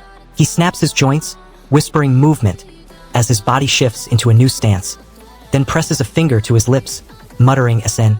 A sharp pain spikes across his knuckles, and he winces ow before his breath steadies into a smooth flow. The rival's eyes widen, realizing the kid's speed is breaking his guard. You wretch, where did you learn that from? Where did I learn it? Chung Myung's wooden sword strikes with the weight of a mountain, shattering his opponent's spirit. As the blade stops inches from his skull, the terrified disciple stares into the eyes of a monster and realizes he's staring at death itself. The legendary Plum Blossom Sword Sovereign has returned, and he isn't here to play house. He's here to beat Mount Hua back into greatness. The bizarre kid's insides, twisted from the fight, are finally settling down. Miraculously, his injuries are already starting to heal, a testament to something incredible. He's going to recover, but the true mystery isn't his recovery. It's the martial art he was fighting against. What comes next changes everything. The chapter ends at a breaking point for return of the Mount Hua Sect. Every answer opened 3 new questions. The final moment leaves everything and everyone on the edge. His final breath tastes like blood, yet the sect's collapse has only just begun. The elder of Mount Hua clutches his dying hand, eyes burning with desperation. He screams for anyone who can hear, demanding help before the demon shoves the heavens open. Panic ripples through the disciples, but fear shackles their feet. The elder forces his palm against the stone altar, channeling a fading chi surge that sparks a trembling beacon. The signal flashes across the valley, summoning every warrior within earshot. The sound of distant swords humming reaches the mountain's peak, but the demon's shadow already slides toward the summit. And that's not even the worst part. The elder shouts, "Just do as I say, you rascal," demanding the disciple follow a reckless command. Their aim is to force the demon into a trap using the movement Snowflower Sword that no mortal can master. The disciple balks, eyes wide, muttering, "What?" The elder laughs, "That art will crush you if you try." The disciple, teeth clenched, draws his blade and charges, trusting his raw will over polished form. The demon lunges, and the blade slices through shadow, sparking a brief flare of hope. Abandon the old, master the southern edge. The elder snaps his fingers, demanding the disciple understand the plan. The young man glares, his mind racing for answers. The disciple, finally understanding the weight of the situation, expresses his gratitude for the elder's guidance. The elder dismisses it with a simple reassurance, telling him not to worry about it. But the worry is etched on the disciple's face. The path forward is unclear, and the danger is immense. Suddenly, a sharp, guttural sound erupts, cutting through the tension. It's a pained gasp, a breath caught in a throat. The stark sound implies a sudden, painful realization or a physical blow. The atmosphere shifts, the fragile calm shattered by this raw, immediate reaction. The disciple, fueled by a surge of righteous fury and despair, confronts his senior brother. Han Young stammers out an apology, realizing he's gone too far, his face now a mask of regret and confusion. He looks at the sect leader, his mind racing. Did he misjudge the boy? Was his anger blinding him to something important? The weight of his words, and the potential consequences, hits him hard. He's left to wonder if he made a terrible mistake. He's starting to doubt everything he thought he knew, and that's the most dangerous position to be in. You feel the panic rising as the sect leader shouts that they must gather a search squad. He wants to find the missing disciple, Chung Myung, before the demon pushes the heavens down. The newly formed search squad storm the ancient altar, their chants of Hua Sect reverberating as the stone erupts with a blinding surge, promising a clue to Chung Myung's whereabouts. Han Young swallows his fury, feeling shame crack his authority while the sect's elders watch, fearing the loss of a disciple could shatter the fragile unity they've painstakingly built. The altar's surge flashes a cryptic sigil, its eerie light hinting at a hidden threat that could swallow the sect whole, leaving everyone desperate for the next revelation. The sect leader rushes toward the trembling newcomer, eyes narrowing as Chung Meng stumbles into the courtyard, blood staining his robes. "You're hurt. What happened?" he demands, gripping the wounded man's shoulder. Chung Meng gasps, clutching a cracked talisman, and whispers, "The mountain's secret is dying. I need your eyes to see." The leader's breath hitches, realizing the peril lurking within Mount Hua. Unjo drops a harsh truth on the sect leader. Affection shouldn't breed indulgence. Even though Chung Myung resurrected their dying sect, his reckless defiance demands a consequence. If the elders refuse to discipline their golden child now, his ego will eventually ruin him. The moment the sky cracked with thunder, Li Yun's eyes locked onto the familiar silhouette, Sir Hang, his old master, now a gaunt specter of vengeance. "You've survived," Li Yun shouted, thrusting his sword forward as the battlefield ignited. Sir Hang's scarred hand trembled, then clenched around the jade talisman, sparking a ferocious clash that would decide the fate of Mount Hua. Join the Hari squad with a sub before the system crashes. The Mount Hua Sect erupts with gossip as rumors swirl about a mysterious cure. Sir Hang's life hanging by a thread, the antidote disguised as harmless mugwort yet laced with lethal poison. The sect leader demands unity, insisting the punishment must be swift to keep the hierarchy intact. He expects Chung Myung to understand the gravity, so he watches the disciple's posture for a sign of submission. Chung Myung bows deeply, whispers the leader's title, and the leader's stern nod acknowledges his compliance. The elders, now silent, recognize the precedent being set, and the atmosphere steadies. But the cost is a chilling reminder that any dissent will be crushed without question. "I would like to put everything that belongs to me into the Mount Hua Sect." The hall erupts as the boy bows, voice trembling. "Thank you, Sir Hang." The sect leader nods, his gaze sweeping the gathered elders. The sect leader bursts with overconfidence, proclaiming Mount Hua's luck finally turning. All because he arrived. A senior disciple sighs, eyes heavy, wondering how long the greenhorns can sustain revival. The boy's back aches, feeling the weight of endless expectations. Their bravado masks fatigue, and the leader's boast fuels a fragile morale. The cost of this hollow optimism is a growing resentment among the younger disciples, whose bodies and spirits strain under the leader's relentless drive. When will I revive the sect with these greenhorns? The strain they feel now may be the breaking point. The sect leader shouts, demanding a binding partnership that forces the merchant guild to pour every resource into Mount Hua, while the boy's reckless rescue ignites a fevered crowd.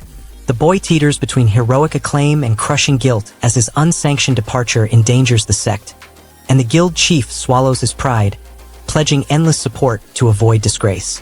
Tension spikes as the advisor's cryptic warning hangs unanswered, leaving the sect's future stability and the guild's true intentions shrouded in doubt. The new director strides into the council chamber, slamming a jade-etched ledger onto the table. "From now on, I run Hua's enterprises," he declares, eyes glittering with ambition. "I'll erase the sect's debt, but you'll obey two conditions." A ripple of unease spreads. The elders exchange wary glances, knowing the price of salvation may be far steeper than they imagine. "We pour every silver into rebuilding Mount Hua. No hoarding, just relentless progress." The sect's foundations tremble as walls rise and training grounds expand, each hammer strike echoing our resolve.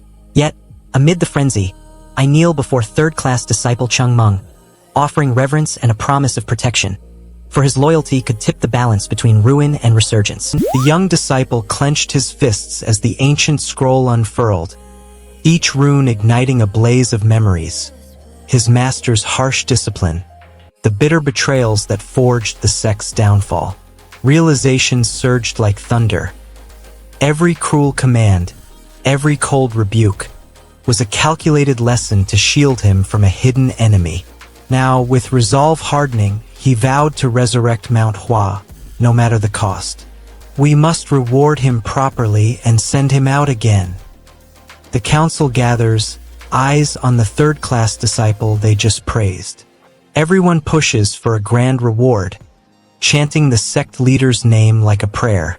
The leader hesitates, fearing the disciple's hidden rage might explode if given too much freedom. This isn't some cozy tavern chat. We're on a razor's edge. Don't mistake our shared goal for shared comfort. The Mount Hua Sect swarmed with hidden assassins, each blade whispering death for anyone daring to challenge its supremacy.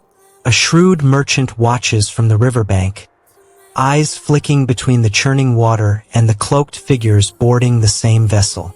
He smirks, realizing the boat becomes their battlefield. No disembarkation needed, only a single fatal crossing. The Yunhe Merchant Guild eyes the Mount Hua Sect's revival as a golden ticket, and the child's unwavering allegiance seals the deal. You've promised to resurrect the sect as long as you live. The guild master snarls, daring the newcomer. Chung enters the dim cavern, the air thick with ancient fire. He wants answers, but the darkness mocks him, filling the with echoing roars. The cavern itself blocks his progress, its walls pulsing like a dragon's throat. Chung steadies his breath, whispers a low and steps deeper, daring the shadows to reveal their secret. A guttural voice answers, calling the place a dragon's lair, sealing the ominous mood. You might as well call this place a dragon's lair. What ancient terror waits in the depths, ready to strike? You feel the weight of every secret humming in the air as Chung Meng leans close to Hua, the plan already forming in his mind. Hua forces Chung to retrieve a scroll from the cavern, sealing a pact that could resurrect the Mount Hua Sect's power while binding Chung's fate to the sect's dark resurgence. Chung feels his soul teeter on the edge, gaining a weapon to crush his rivals but losing any chance of escaping the hunters converging on his name. The archive door looms open, its endless ledgers whispering the guild's hidden wealth, and a single missing page threatens to expose the pact, leaving the sect's future hanging by a thread. The elder's eyes glitter with a cold, seasoned wisdom as he steps onto the crumbling terrace, his breath forming frost in the night air. He lifts his jade sword, the blade humming with centuries of hidden techniques, and declares, "Age sharpens the mind, but only the truly disciplined can wield this power." A surge of ethereal wind sweeps the ruins, heralding the return of the Mount Hua Sect. The mountain trembles as Shun Yuan slams his fists into the ancient altar, igniting the sealed core of Mount Hua. Golden sigils flare, tearing the veil that imprisoned the sect's lost legacy. With a roar, the dormant dragon spirits surge outward, scattering the invading demons like ash. The crowd roars as the young disciple bursts onto the training ground, shouting, "I'm the first today!" He flashes a mischievous grin, his jade blade humming with newfound power. Sparks erupt when his strike meets the ancient stone pillar, carving the first perfect seal of Mount Hua's resurgence. Even the stern masters can't hide their awe. This is the moment the sect awakens. Manwa with Hari or you'll miss the climax. Jean and Han stare at the empty training hall, both itching for their missing master's guidance.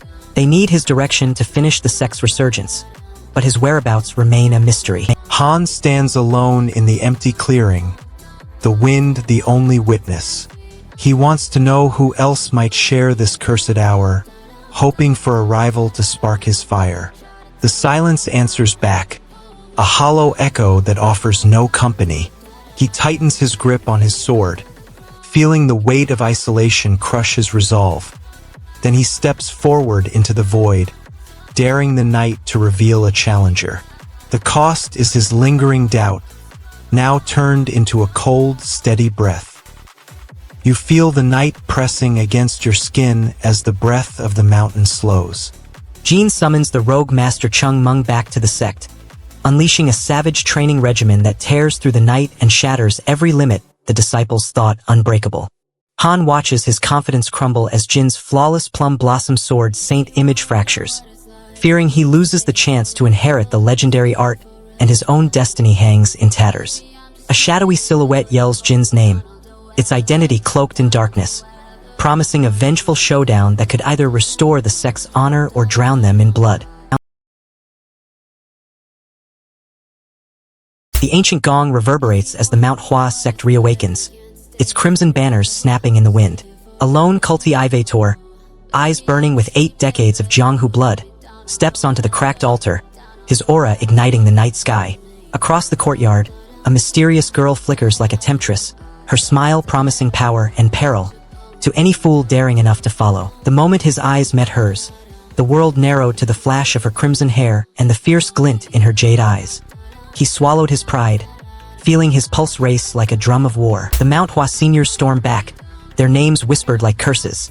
Any slip invites brutal punishment.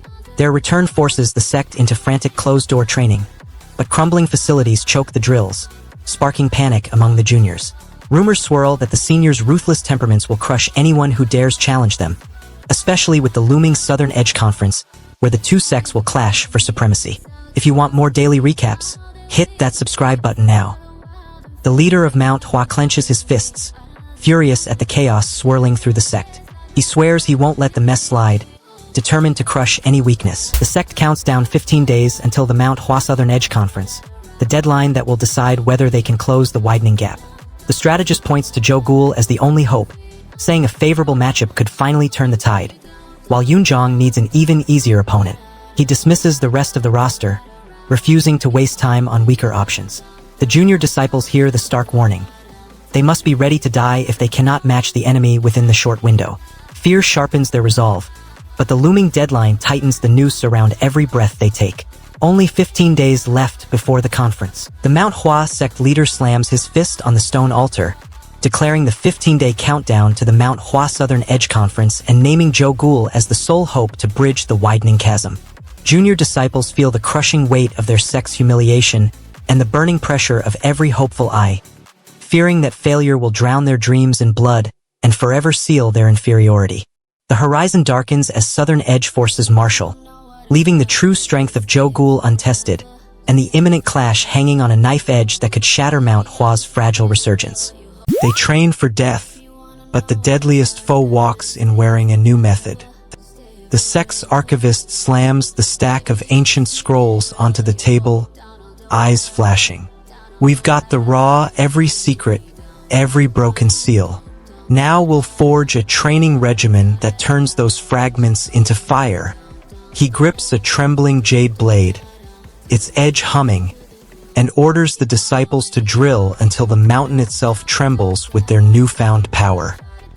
Noah! The name erupts from the crowd like a thunderclap, and every disciple's breath catches. The Mount Hua Sect's hidden archives flare open, revealing the scroll that could resurrect the sect's lost glory. Noah clenches his fists, eyes blazing. He wants to break the ceiling that keeps his training flat. The master's words sting. Your body's ready, but you repeat the same moves. That repetition becomes the wall. Noah snarls. Acting the same way? Something's wrong with our method. He slams his palm into the wooden post, forcing the old trainer to stare. The trainer's jaw tightens, realizing the challenge isn't strength but mindset. Noah's resolve spikes, but the old ways still loom like a shadow. I'll be sparring with you now. You should use everything at your disposal. Noah steadies his grip, demanding proof that the blade is real. Cutter smirks, handing over a polished sword, the metal humming with promise. Noah's mind races, fearing the unknown path ahead, yet he cannot deny the need to test the new rule. He steps forward, heart thudding, and whispers a warning to himself about being too cautious. The air sharpens as he raises the weapon, ready to meet the forced downward rhythm. The first strike lands heavy on the training mat, rattling his confidence but also sharpening his focus. What comes next changes everything. Are you using a real sword? Noah stares at Cutter, demanding assurance that the blade won't cut him. Noah feels Zhou Gul's gaze pressing from both sides, a silent push toward the edge. He wants to break free, to show he can stand without being cornered. The hall seems to close in, the echo of previous blows reverberating like a warning. Noah steadies his stance, muscles tensing, ready to turn the pressure into power. He launches a counter, the blade cutting through the tension, forcing Zhou Gul's plan to wobble. The cost. His lungs burn, his arms shake, but he finally cracks the corner that tried to hold him. Not bad, but you're still raw. Noah steadies himself, the pain in his cheek sharpening his focus. He wants to prove he can match Cutter's speed, yet his breath comes ragged, his muscles screaming fatigue. He darts to the left, mirroring Cutter's feint, and thrusts forward, aiming for the opponent's ribs. Cutter anticipates, parries, and the swords clash, sending a spray of sparks into the dim hall. The shock reverberates through Noah's forearm, a fresh wound blooming red. He feels the sting of failure, but the fire in his eyes grows brighter. Cutter smirks, eyes flicking over Noah's blood-spattered form. He wants to end the drill with a decisive blow, to crush any lingering doubt, yet the hall's echo seems to swallow his confidence. Cutter lunges, his blade humming with raw sword chi, and shatters the stone floor, sending a shockwave of crimson light that pinches Noah's wound open and ignites a surge of power. Noah clings to the bleeding edge, feeling his breath sear and his resolve crystallize, knowing a single misstep will cost him his senior brother's respect or seal his destiny as a broken disciple. A jagged crack spreads beneath their feet, the hall trembling as an unseen force erupts, leaving the ancient seal unbroken and the true source of the storm humming ominously behind Cutter's grin. The air splits with a shriek of steel. Zhang Hak's guard crumples as a blur of black and silver hammers down from above. A single, devastating downward strike that no one can block. The attacker isn't even looking. He's already moving to the next target, his power absolute, his intent to annihilate the entire line. You cannot block what you cannot see. The ground cracks under the impact. The cost is clear. Every man who stands in his way is left bleeding, broken, and questioning everything they thought they knew about speed. And the worst part? He's just getting started. Lua's breath comes in ragged gasps. Chung Meng explodes, face twisted with rage. He demands absolute victory. The obstacle is their weak mindset. He lunges, cracking his knuckles. No losing. Mount Hua wins. Beautiful defeat doesn't exist. Win by any means. Pull pants down. Throw sand. 10,000 swings now. Wooden swords are their only weapon now, training or humiliation. The sect leader watches Chung Meng train disciples. He worries about legacy. The obstacle is Chung Meng's brutal methods. He sighs, must be human, not just sect leader. Teaching kids to walk holds them sometimes. Chung Meng's methods work but destroy futures. Determination hardens into a promise as Zhang Hak envisions a future where no enemy can match him. He eyes the strongest disciples, feeling a bitter envy that sharpens his focus. The only thing blocking his ascent is the ceiling of his own technique, a wall he's never broken. He throws himself into relentless drills, each strike echoing louder than the last, each breath a step towards surpassing every rival. Muscles tear, breath ragged, but his spirit refuses to quit. The price is sleepless nights and a body that feels like it's burning from the inside. What comes next changes everything. Stronger than anyone, Zhang Hak bursts forward, slams his feet into the earth, shatters the training pond and unleashes a seismic shockwave that rattles Mount Hua's foundations, announcing his newfound, terrifying power. Grief over his fallen brothers crushes him, yet envy sharpens his resolve as he vows to shield the sect, realizing every heartbeat now costs the lives he could never save. The heavenly demon's lingering aura pulses ominously, promising a resurgence that could eclipse Zhang Hak's shockwave, leaving Mount Hua's future hanging on a trembling horizon. What comes next changes everything. But the real problem is already in motion. Ivy. He has no idea what's waiting. And that's not even the worst part. Kill you? Are you crazy? The answer is already too late. And that's not even the worst part. What comes next changes everything. But the real problem is already in motion. He has no idea what's waiting. The answer is already too late.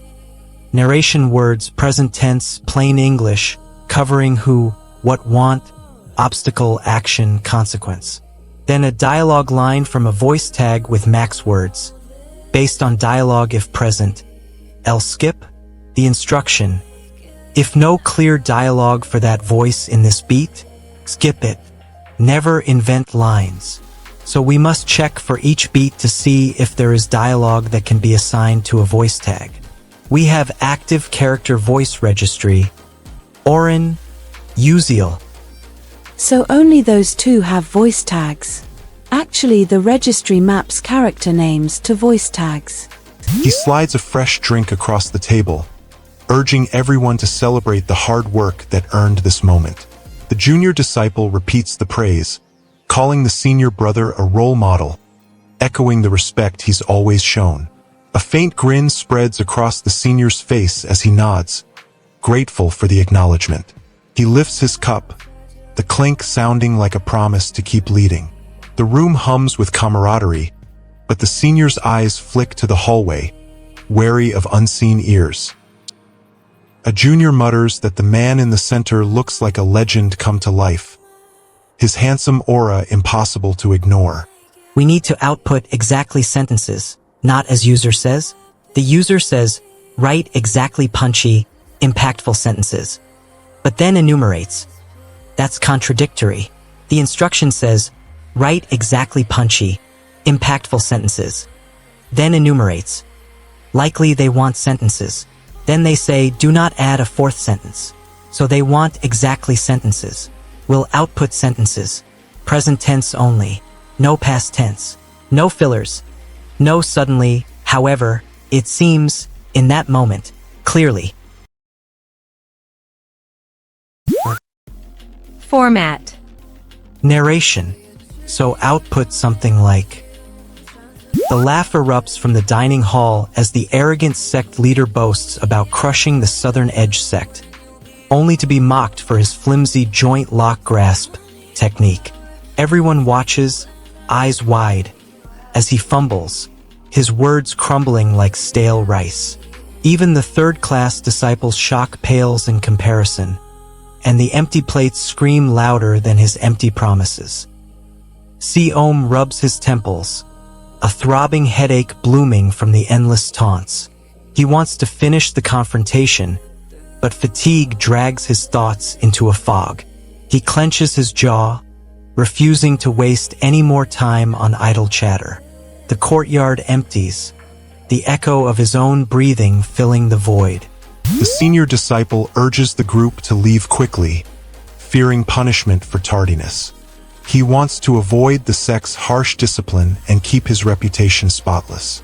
The junior's hesitation, questioning why they must welcome the returning second-class disciples, blocks the hurried exit. He argues the newcomers endured grueling isolation, deserving a proper reception. The senior scoffs, dismissing their hardship as a joke, and pushes the group forward, determined to meet the gate before the master's notice. Their rushed march leaves a bitter aftertaste of contempt. But why do we need to be there for the second-class disciples' return? Their clash sets the stage for a deeper showdown. The senior finally cracks, his voice a sharp bark. He wants to expose the brat's pretensions, to strip away his facade. The brat's nervous giggle and the sudden utterance of anal. I knew it. The senior draws his sword, blade inches from Si-Om's throat, as the brat's smug grin shatters, exposing his desperate plea for power. Si-Om risks losing his privileged reputation while the senior threatens to strip away his facade, forcing the brat to confront the abyss of humiliation and lost influence. The blade hovers, the crowd holds its breath, and an unseen whisper promises a darker reckoning, leaving Si-Om's fate hanging on a single, trembling heartbeat.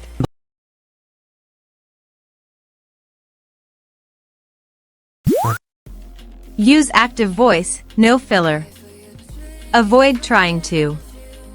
Also avoid is. Use the context. Series Return of the Mount Hua Sect, Raw Extract. Chapter based on how you're looking at me, it seems that you know me. I have no idea what you're talking about.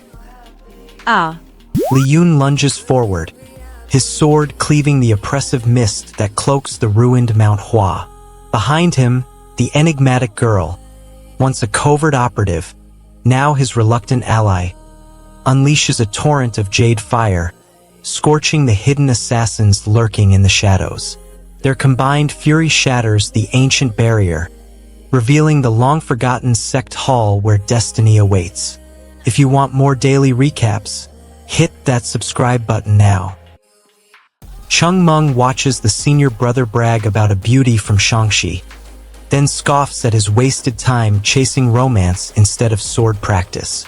The senior brother snaps, saying if he'd focused, he'd already be famous. The sect leader orders the newcomers to settle in, hoping calm will mask the chaos brewing inside. The junior trainees yearn for a break, craving rest after endless drills. The leader's stern tone blocks any excuse, demanding obedience. The trainees obey, but Chung Meng spots the leader's lingering stare and senses hidden motives. The leader then calls Chung Meng over, whispering of a private matter, while the others watch, puzzled. Chung Meng's curiosity spikes, setting the stage for a secret conversation that could change his path. I've got something to discuss with you. That whispered talk promises a twist no one expects. The senior erupts, shouting warnings and pointing toward the training ground as a shadowy figure stalks the newly renovated pavilions, igniting panic among the trainees. Chung Meng feels his confidence crumble, fearing the sect's hidden danger threatens his comrades' lives and his own chance to uncover the truth behind the mysterious boy's arrival. The ominous silhouette disappears behind a veil of fog, leaving the courtyard silent while every disciple wonders what unseen menace lurks, ready to strike at any moment. The mountain trembles as the long-lost Mount Hua Sect bursts back onto the world stage. Lu Jun, clutching the shattered jade seal, shouts his vow, "I'll rebuild what betrayal razed." Lightning splits the sky. A legion of forgotten disciples materializes, swords humming with ancient resonance. Their united roar cracks the heavens, announcing a resurgence that will rewrite cultivation history. The ancient scroll unfurls, revealing the cryptic phrase, Xin, Chung, a summons to the lost path. Li Xian darts through the moonlit ruins, his sword humming as he deciphers each hidden glyph. With every step, the dormant power of Mount Hua awakens, pulling him deeper into a labyrinth of forgotten techniques and blood-soaked destiny. The trio stormed the bustling canteen, eyes scanning every table for the missing girl. "She was with us when we walked in," one shouted, frustration snapping like a whip. The chef's clatter faded as they pushed through the crowd, demanding answers. "We can't eat without her. Find her now before the night's feast ends." The senior brother scoffs, slamming his palm onto the polished wood of the sect hall. "You think she's hidden because she wants it that way? No one can track her when she decides to vanish." He strides to the doorway, eyes blazing, and declares he'll hunt her down himself. Whether she hides in shadows or mountains, he'll tear the veil apart. The boy, still fuming, claims he only wants to eat in peace, his stomach growling louder than his words. Rex tries to calm him, offering to wait until the meal ends, but the boy snaps, "I'm busy. Find someone else." His impatience becomes a wall, refusing any compromise. Rex tightens his jaw, then steps back, letting the boy storm off to find his own path. The boy's departure leaves a hollow echo in the training hall, and the senior's authority feels cracked. Fine, go. Your choice. Now the sect must wonder who will fill the void he leaves. A junior disciple appears, insisting he's there to help, his eyes darting between the boy and Rex. The junior, now exhausted from endless questioning, begs Chung Meng to keep the situation from exploding, hoping a calm word will end the chaos. Chung Meng's fatigue and the junior's repeated pleas block any chance of peace. The junior pleads, voice cracking, begging for a single moment of politeness, while Chung Meng dismisses him, urging rest instead of resolution. The junior collapses, his spirit broken, as the sect's discipline cracks under the strain of endless conflict. Please, just this once, be polite. The cost of that broken resolve may soon shatter the whole sect. You hear the boy's voice trembling, begging for honesty.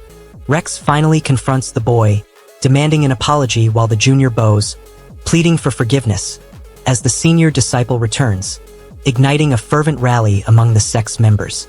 The boy teeters on the brink of humiliation, his pride shattered by relentless reprimand, while Rex feels the crushing weight of sect leadership and the junior wrestles with exhausted hope for peace. The senior's iron gaze threatens exile for the boy's unauthorized wandering, leaving the sect's future hanging on an unresolved decision that could fracture loyalty and spark further chaos. A lone third-class disciple darts out of Mount Hua's stone gates, his own ragged clothes flashing against the sect's pristine uniform. Guards shout, "You're to leave alone!" But he darts past them, heart pounding, clutching a scroll that could revive the sect's lost techniques. Behind him, the mountain trembles as ancient seals begin to crack. A lone third-class disciple drifts through Mount Hua's mist, his ragged clothes flapping like torn banners. He pauses, eyes locking on the boy standing by the ancient pine, his aura humming with untapped power. Without warning, the youth lunges, seizing the disciple's secret scroll, the parchment crackling as destiny ignites. The mountain trembles, whispering of a forgotten sect's resurgence. You watched a third-class disciple break the sect's most sacred rule, and now you stand before the elder with that truth burning on your tongue. The elder's gaze is steady, waiting. Your heart hammers against your ribs. The words are already forming. You saw it with your own eyes. There's no taking it back now. The elder tilts his head. What's the matter? Your mouth opens. What comes next changes everything. Forgive me for saying this, but the words tumble out before you can stop them. I saw a third-class disciple of the Mount Hua Sect drinking alcohol in broad daylight at Hua Um's restaurant. The elder's eyes widen. Ungum grabs the disciple's arm, intent on dragging him away from the curious eyes of the younger monks. He wants a private reckoning, but the bustling training yard blocks any quiet escape. He pulls the boy toward a shadowed corridor, the clatter of sandals fading behind them. The disciple's grip tightens, his mind racing for any leverage, yet the senior's grip is iron. They disappear into the dim, sealing the boy's fate from prying ears, while the courtyard buzzes with unanswered questions. She, who rarely talks, actually approached someone to talk. Back sang. The senior brother vows to uncover why elders and seniors side with the rogue, convinced there's a hidden motive. He hears a distant footstep, the presence of the mysterious figure drawing nearer. The doors swing open, inviting the unknown into the hall. The boys pull spikes, the senior's grip tightens, and both brace for the confrontation that will reveal the true puppeteer. There's always a reason behind the current state. He's here. Come on in. The figure's arrival promises answers that could topple everything. You feel the weight of every eye as the third-class disciple steps forward, his hands trembling behind his modest robes. Senior brother confronts the enigmatic newcomer, exposing the sect's hidden alliance as a golden vortex erupts around the altar. Ungum fights choking betrayal, risking his reputation and the sect's unity, while Chan bears the crushing weight of every disciple's hope for Mount Hua's revival. The shadowy figure steps into the hall, eyes locked on the seniors, leaving the sect's fragile loyalty hanging on an unanswered, dangerous bargain. You've endured endless nights defending the elders while I was gone. The elder's voice crackled, echoing through the frost-bitten hall. Every reckless strike, every blood-soaked promise. Your resolve forged the sect's survival. He lifted the ancient jade seal, its glow searing the darkness. Now, the Mount Hua legacy awakens, and your destiny burns brighter than ever. The disciple lunges forward, eyes blazing as he confronts the trembling senior. I failed to teach Chung Meng. He snarls, shoulders rigid with guilt. If his recklessness sparked trouble in Mount Hua, I'll bear the punishment. A cold wind sweeps the training grounds, and the senior's gaze hardens. Justice in the sect's ancient halls now hangs on a single, trembling confession. You feel the weight of every senior's breath as the senior disciple questions the wisdom of honoring a child who only brings profit. He wants the sect to stay true to martial honor, not become a merchant's pawn. The entrenched belief that money equals power blocks his reverence for tradition. He presses the point, arguing that favoring a profit maker could overturn the very foundations of Mount Hua. The senior's words ripple through the hall, stirring unease among the grand seniors who value combat above commerce. The cost is a brewing dissent that could split the sect before the next sunrise. The clash of ideals is about to erupt. The junior's tone sharpens, cutting straight to the senior's nerves. The senior feels his authority crumble under the accusation, his throat tightening as the junior repeats the insult. He tries to defend himself, but the words choke in his throat, leaving only a ha. He decides to drop the pretense, accepting that the truth will surface eventually, no matter how much he hides. The junior's silence hangs heavy, a reminder that secrets in Mount Hua never stay buried. What comes next changes everything. Tattle away? Is that the tone you take with me? Never mind. Ha. The senior brother forces a trembling junior to drink another cup, his face flushing with shame as the senior's authority crumbles under sharp accusations. The senior loses respect and control, feeling his pride shatter while the junior's sarcasm threatens to ignite a morale-destroying cascade among the disciples. The senior's warning about the returning elders hangs unanswered, and Kai's mischievous grin hints at a deadly challenge that could ignite the looming disaster. The sect leader's words crackle through the courtyard, and tension spikes like static. Second-class disciples glare at the third-class ones, shoulders rigid, fists clenched. Whispers ripple. Everyone knows the fragile peace can't hold. A single shout erupts, swords flash, and the once steady hierarchy shatters in an instant, spilling blood and betrayal across Mount Hua's sacred grounds. The Mount Hua Sect erupts as ancient seals shatter, unleashing torrents of ethereal fire across the shattered courtyard. Chang Xian lunges forward, his jade blade singing against the oncoming wave of demonic spirits, each strike carving sigils of salvation into the night. The exhausted disciples try to catch their breath, but a sharp bark stops them dead. Show won't grow on people who get beaten up. Understand? The instructor snarls, eyes flashing. A defiant third class snaps back. Moss doesn't grow on people in the first place, you crazy wretch. The crowd erupts, fists pounding the ground, refusing to lie down any longer. A senior disciple shouts, "Who said you could lie down during training?" The air crackles with raw anger, each strike forging a harsher resolve. The sect's unity teeters on the edge of a blade. He has no idea what's waiting. The courtyard buzzes with restless energy as the Mount Hua and Southern Edge Conference draws near. Li Yun's eyes flash with fury as he slams his fist into the polished stone floor, the echo rattling the ancient hall. He shouts, "Enough! I'll crush every traitor who dares defile the Mount Hua legacy." With a thunderous roar, he launches into a flurry of sword-clashing strikes, each blade slice carving justice into the trembling air. The mountain wind howls as the last disciple slams his palm into the jade altar, shattering the ancient seal. Light erupts, scattering phantom shards across the cliffside. "Done," he snarls, eyes blazing with reclaimed power. From the broken seal, the long-lost Mount Hua spirit rises, its voice echoing, "Let the world tremble before our return." The frantic command erupts, "Done! Let him go! Do it no matter what!" The second-class leader shouts, "Those crazy wretch!" as he swings a massive iron vein hammer, smashing through the third-class line. A single, thunderlash strike lands, and the attacker roars, "Just one hit!" The disciple, half-fallen, grabs tighter onto his weapon, whispering, "Nothing much, LHEs are them once." The impact sends a shock of blood-sunder energy rippling through the cliff, scattering jade shards like rain. The enemy corpses crumble, but the cliff's edge crumbles beneath the disciple, sending him teetering over the abyss. The wounded disciple claws at the broken seal while third-class disciples grip him, and the second-class leader swings a massive iron vein hammer, tearing through the line and igniting chaotic battle. Chung Meng clenches his fists, forced to swallow Senior Back Chen's harsh judgment, risking his own sanity and the sect's fragile unity as fury burns beneath his skin. With the seal shattered and the crowd trembling, the looming Mount Hua and Southern Edge Conference hangs in the balance, while an unseen adversary eyes the chaos, ready to strike.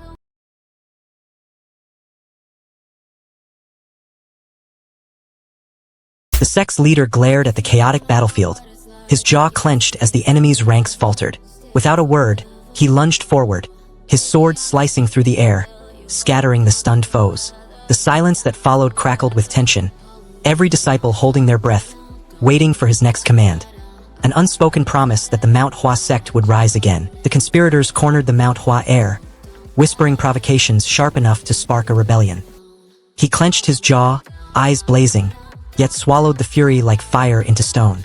Their schemes stalled as his calm grew heavier, a silent threat that pressed tighter than any overt assault. You feel the weight of every failed escape pressing on your chest. He leans against the stone wall, dreaming of flipping the whole situation on its head. He wants the chaos to end, to protect the junior and preserve the sect's honor. The looming Mount Hua, Southern Edge Conference looms like a mountain, its deadline crushing his hope. He sees his senior brother's frustrated face reflected in his own, a mirror of guilt for every trouble he caused. He swallows the urge to act, promising to hold his anger until the conference passes. The cost is a simmering resentment that could explode once the seals break. I'll hold it in until the conference ends. The senior scoffs. You're my junior. I'm the Mount Hua heir. You think you can outshine me? He slams his palm into the sky, the heavens trembling as a cascade of jade fire erupts, scorching the training ground. The junior's eyes blaze with defiance, his spirit igniting like a phoenix, ready to shatter every hierarchy that dares to bind him. The senior's voice cracked like a whip, demanding reverence, but the ghostly girl laughed, her ethereal form flickering. To hell with that! She shouted, lunging forward, a phantom blade slicing through the lingering mist. Sparks erupted as ancient Mount Hua techniques clashed with her spectral fury, each strike echoing the sect's forgotten legacy across the ruined courtyard. The junior's head snaps up. Shouldn't I be the one learning from you instead? His voice carries a new edge now. Not confusion anymore. Something sharper. The senior's eyebrows lift. A slow smile spreads across the junior's face, cold and calculating. Oh, did it work? The senior asks, and the junior's smile only widens. All right, teach me. The senior's voice is quiet now, dangerous. There are no hierarchies when it comes to learning. If words don't work, then he doesn't finish. He doesn't need to. There are no hierarchies when it comes to learning. If words don't work, then junior confronts the senior, demanding the plum blossom sword technique, while the senior coldly threatens to report his insolence to the sect leader, turning a private dispute into a deadly sect-wide scandal. Junior risks losing any hope of reviving his crumbling sect, while the senior risks shattering his reputation and power, each realizing that a single misstep could seal their destinies in disgrace or oblivion. The senior's gaze tightens like a vice as junior issues a final challenge, leaving the hidden truth of the plum blossom sword technique dangling, and the sect's fate hanging on a breathless, unseen decision.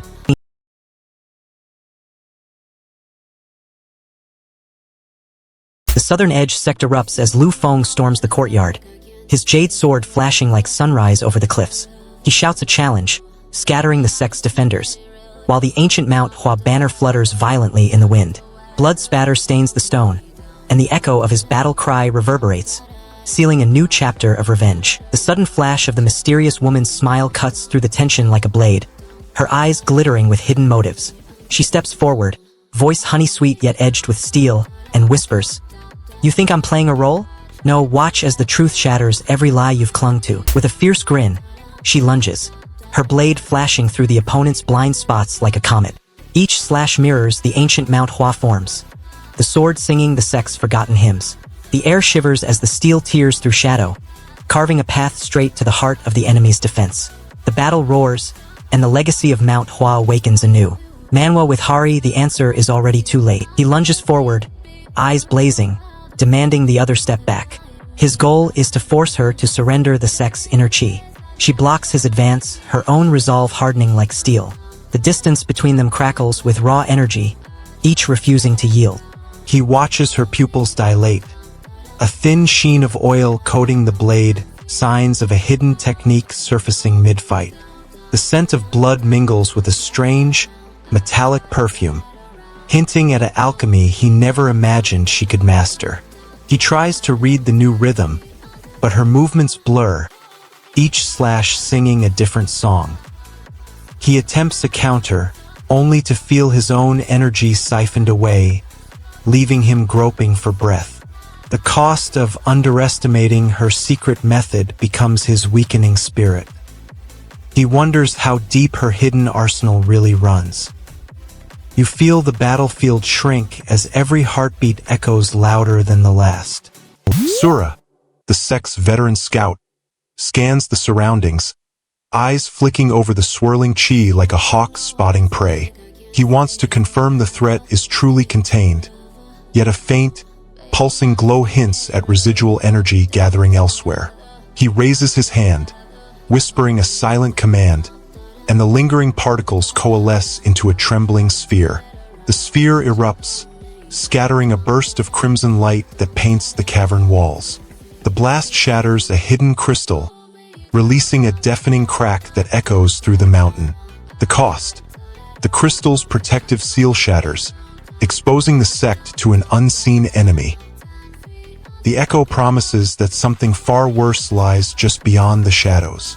The sect leader forces the ancient stone seal to crack, unleashing volatile core energy that erupts, while a lone disciple lunges to wrench the crack closed. Bloodied and mocked as a brat, the young disciple fights to prove his worth, risking death to protect his sect's heart and silence the taunting voice within. A faint, pulsing glow lingers from the damaged seal, and the hidden enemy's mocking hum promises a deeper trap, leaving the defenders on the brink of annihilation. Ling Huan storms the shattered Mount Hua courtyard, his sword flashing like a meteor as he slashes through the invading demons. Each strike shatters a crystal barrier, releasing a burst of pure yang energy that ignites the sky. The sect's ancient seals crack open, unleashing the dormant dragon spirits. With a roar, Ling Huan summons them, turning the battlefield into a vortex of fire and steel, reclaiming his legacy in a single, thunderous heartbeat. The ancient Mount Hua Sect erupts from obscurity as the lone heir, Li Yun, shatters the sealed altar and summons the sect's dormant power. Lightning crackles across the summit, veins of cursed blood surge through his veins, and the shattered relics reforge into a blazing sword. Ren's fury boils over. He demands the sword be dropped, his voice cutting through the clamor like a thunderclap. He wants the fight to end on his terms, but the disciple's defiance flares, refusing to lower his weapon. Ren issues a stark ultimatum: comply or face his blade. The disciple spits back, daring Ren to strike, eyes burning with reckless pride. The cost is a looming clash that could shatter the sect's fragile peace and spill blood across the training grounds. I won't ask about your deeds any longer. Put down your sword now. Stand down, or I will fight you. Stop joking. What? Ren challenges a disciple to a fight, sealing their pact in blood. Neither will speak of what happens, no matter the cost. The disciple's heart ignites as Ren's fearless challenge awakens something primal within him, a hunger for real combat his sheltered life never allowed. Nora's voice cracks through the tension. Stop joking, what? Signaling something far worse already moves in the shadows. The Mount Hua Sect erupts anew as Lin Feng shatters the ancient seal, releasing a torrent of celestial energy that engulfs the shattered courtyard. Opponents crumble beneath his blazing aura, their weapons snapping like twigs.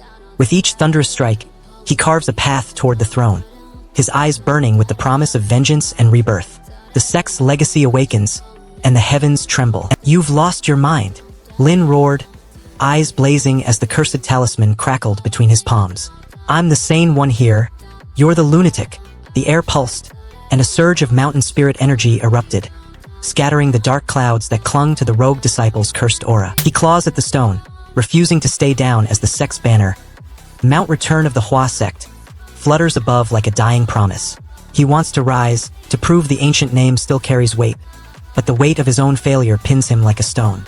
A scoffing voice drips from the darkness, How, mocking his struggle, while the lingering blog of the past sneers at his persistence. He summons a sky-cleaving shout, forcing his legs to buckle forward, and the ground trembles under his sudden surge. The tremor cracks the altar, exposing a hidden compartment that glows with chi. The hidden compartment threatens to unleash something worse than before. The master's chant erupts, shattering silence as every joint, shoulders, wrists, waist, knees, chants the ancient sigil. Xiao's lower body convulses, a torrent of chi roaring through his ankles, tearing the cursed seal. He arches backward, muscles rippling, then lunges forward, hands snapping like iron, the Mount Hua spirit blazing through his veins, burning away the darkness. The sect's ancient banner flutters as Lin Feng slams his shoulder against the stone altar, a guttural roar echoing through the cavern. Blood flies, splintering the sacred jade, and the hidden sigil ignites, bathing the chamber in crimson light. Every cracked rib screams protest, yet his resolve hardens. He'll resurrect Mount Hua's glory, no matter the pain. The disciple stumbles back, his mind racing as the revelation burns his eyes. He needs to reach the relic before the Azuras regroup, but his legs give out, his blood chant weakening with each step. He collapses onto the cold floor, the sigil's light dimming as his strength ebbs. In his final gasp, He pulls a crumpled parchment from his pocket, scribbles the coordinates, and throws it toward the entrance, hoping a future disciple will find it. The Azuras breach the chamber, their claws raised, and the disciple's last breath fades into the cavern's roar. The cost: a generation's hope pinned to a dying man's final act. The parchment slides, waiting for the next hand to claim destiny. The junior stumbles over his own doubts, asking why he lost, and the senior replies that the loss came from the junior's own lack of true power. He warns that even the Southern Edge, Shaolin, Wudong, and the Namgung family host geniuses who could shatter the junior's ego. The junior's chest tightens as he realizes he can't even match a candle's flame against them. The senior's cold logic forces the junior to confront a future where every step could end in defeat. Train on straw, not on destiny. You feel the weight of centuries pressing on the old stone, and you realize the only way out is to smash it. The senior lifts a single finger, sealing a pact that forces the junior to sacrifice his very essence for power. He gains a terrifying path to true strength, but forfeits his lingering humanity, feeling his soul crack under the weight of the ancient bloodline's curse. Now the ancient pillar trembles as the pact ignites, leaving the sect's fate hanging on whether the junior can master the looming darkness before it devours him. He begs for power, blind to the fact his junior will become his executioner. The title flashes across the sky, announcing the return of the Mount Hua Sect. A lone figure steps forward, eyes fixed on the ancient seal that promises strength. He clutches the seal, demanding the senior's aid, while the senior watches, arms crossed, a silent challenge hanging in the air. The junior's voice cracks with desperation, pleading for any chance to rise. The senior's expression hardens, his refusal echoing louder than any sword. The air trembles with unspoken rivalry, and the seal cracks, spilling faint light onto the ground. Fine, then make me stronger. The junior snarls, forcing the senior's hand. The moment the ancient seal shattered, a wave of relief surged through Xingyun, as if a decade-long indigestion finally emptied. He inhaled the crisp mountain air, feeling his spirit unclench from centuries of suppressed power. Around him, the shattered tablets glowed with raw qi, and the long-forgotten Mount Hua lineage whispered its rebirth, urging him forward into the looming storm.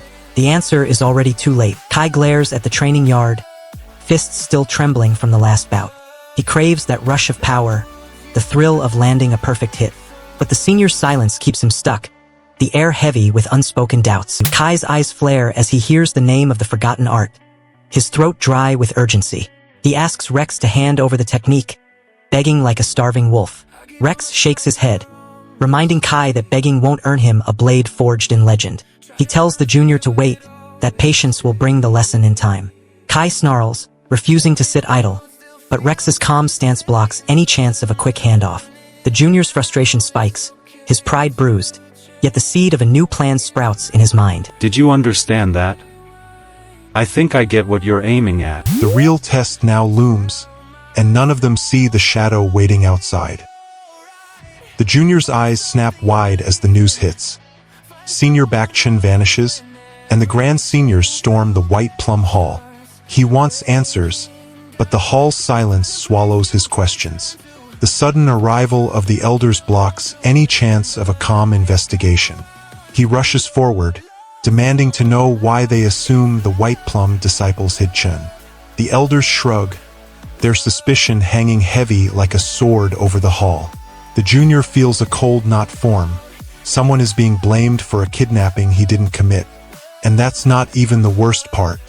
The elder hurls the clueless intruder into the relic-filled chamber as Lin Feng crushes a lone plum blossom, unleashing crimson fire that sears the altar while a dark shadow skulks beyond the doorway. The junior feels his honor teetering on ruin as the senior's veiled accusation threatens exile, while the father's whispered promise of the lost technique hangs like a lifeline. A silent, unseen enemy watches from the shadows, and the senior's faint smile hints at a deeper scheme, leaving the sect's fate trembling on the brink of disaster.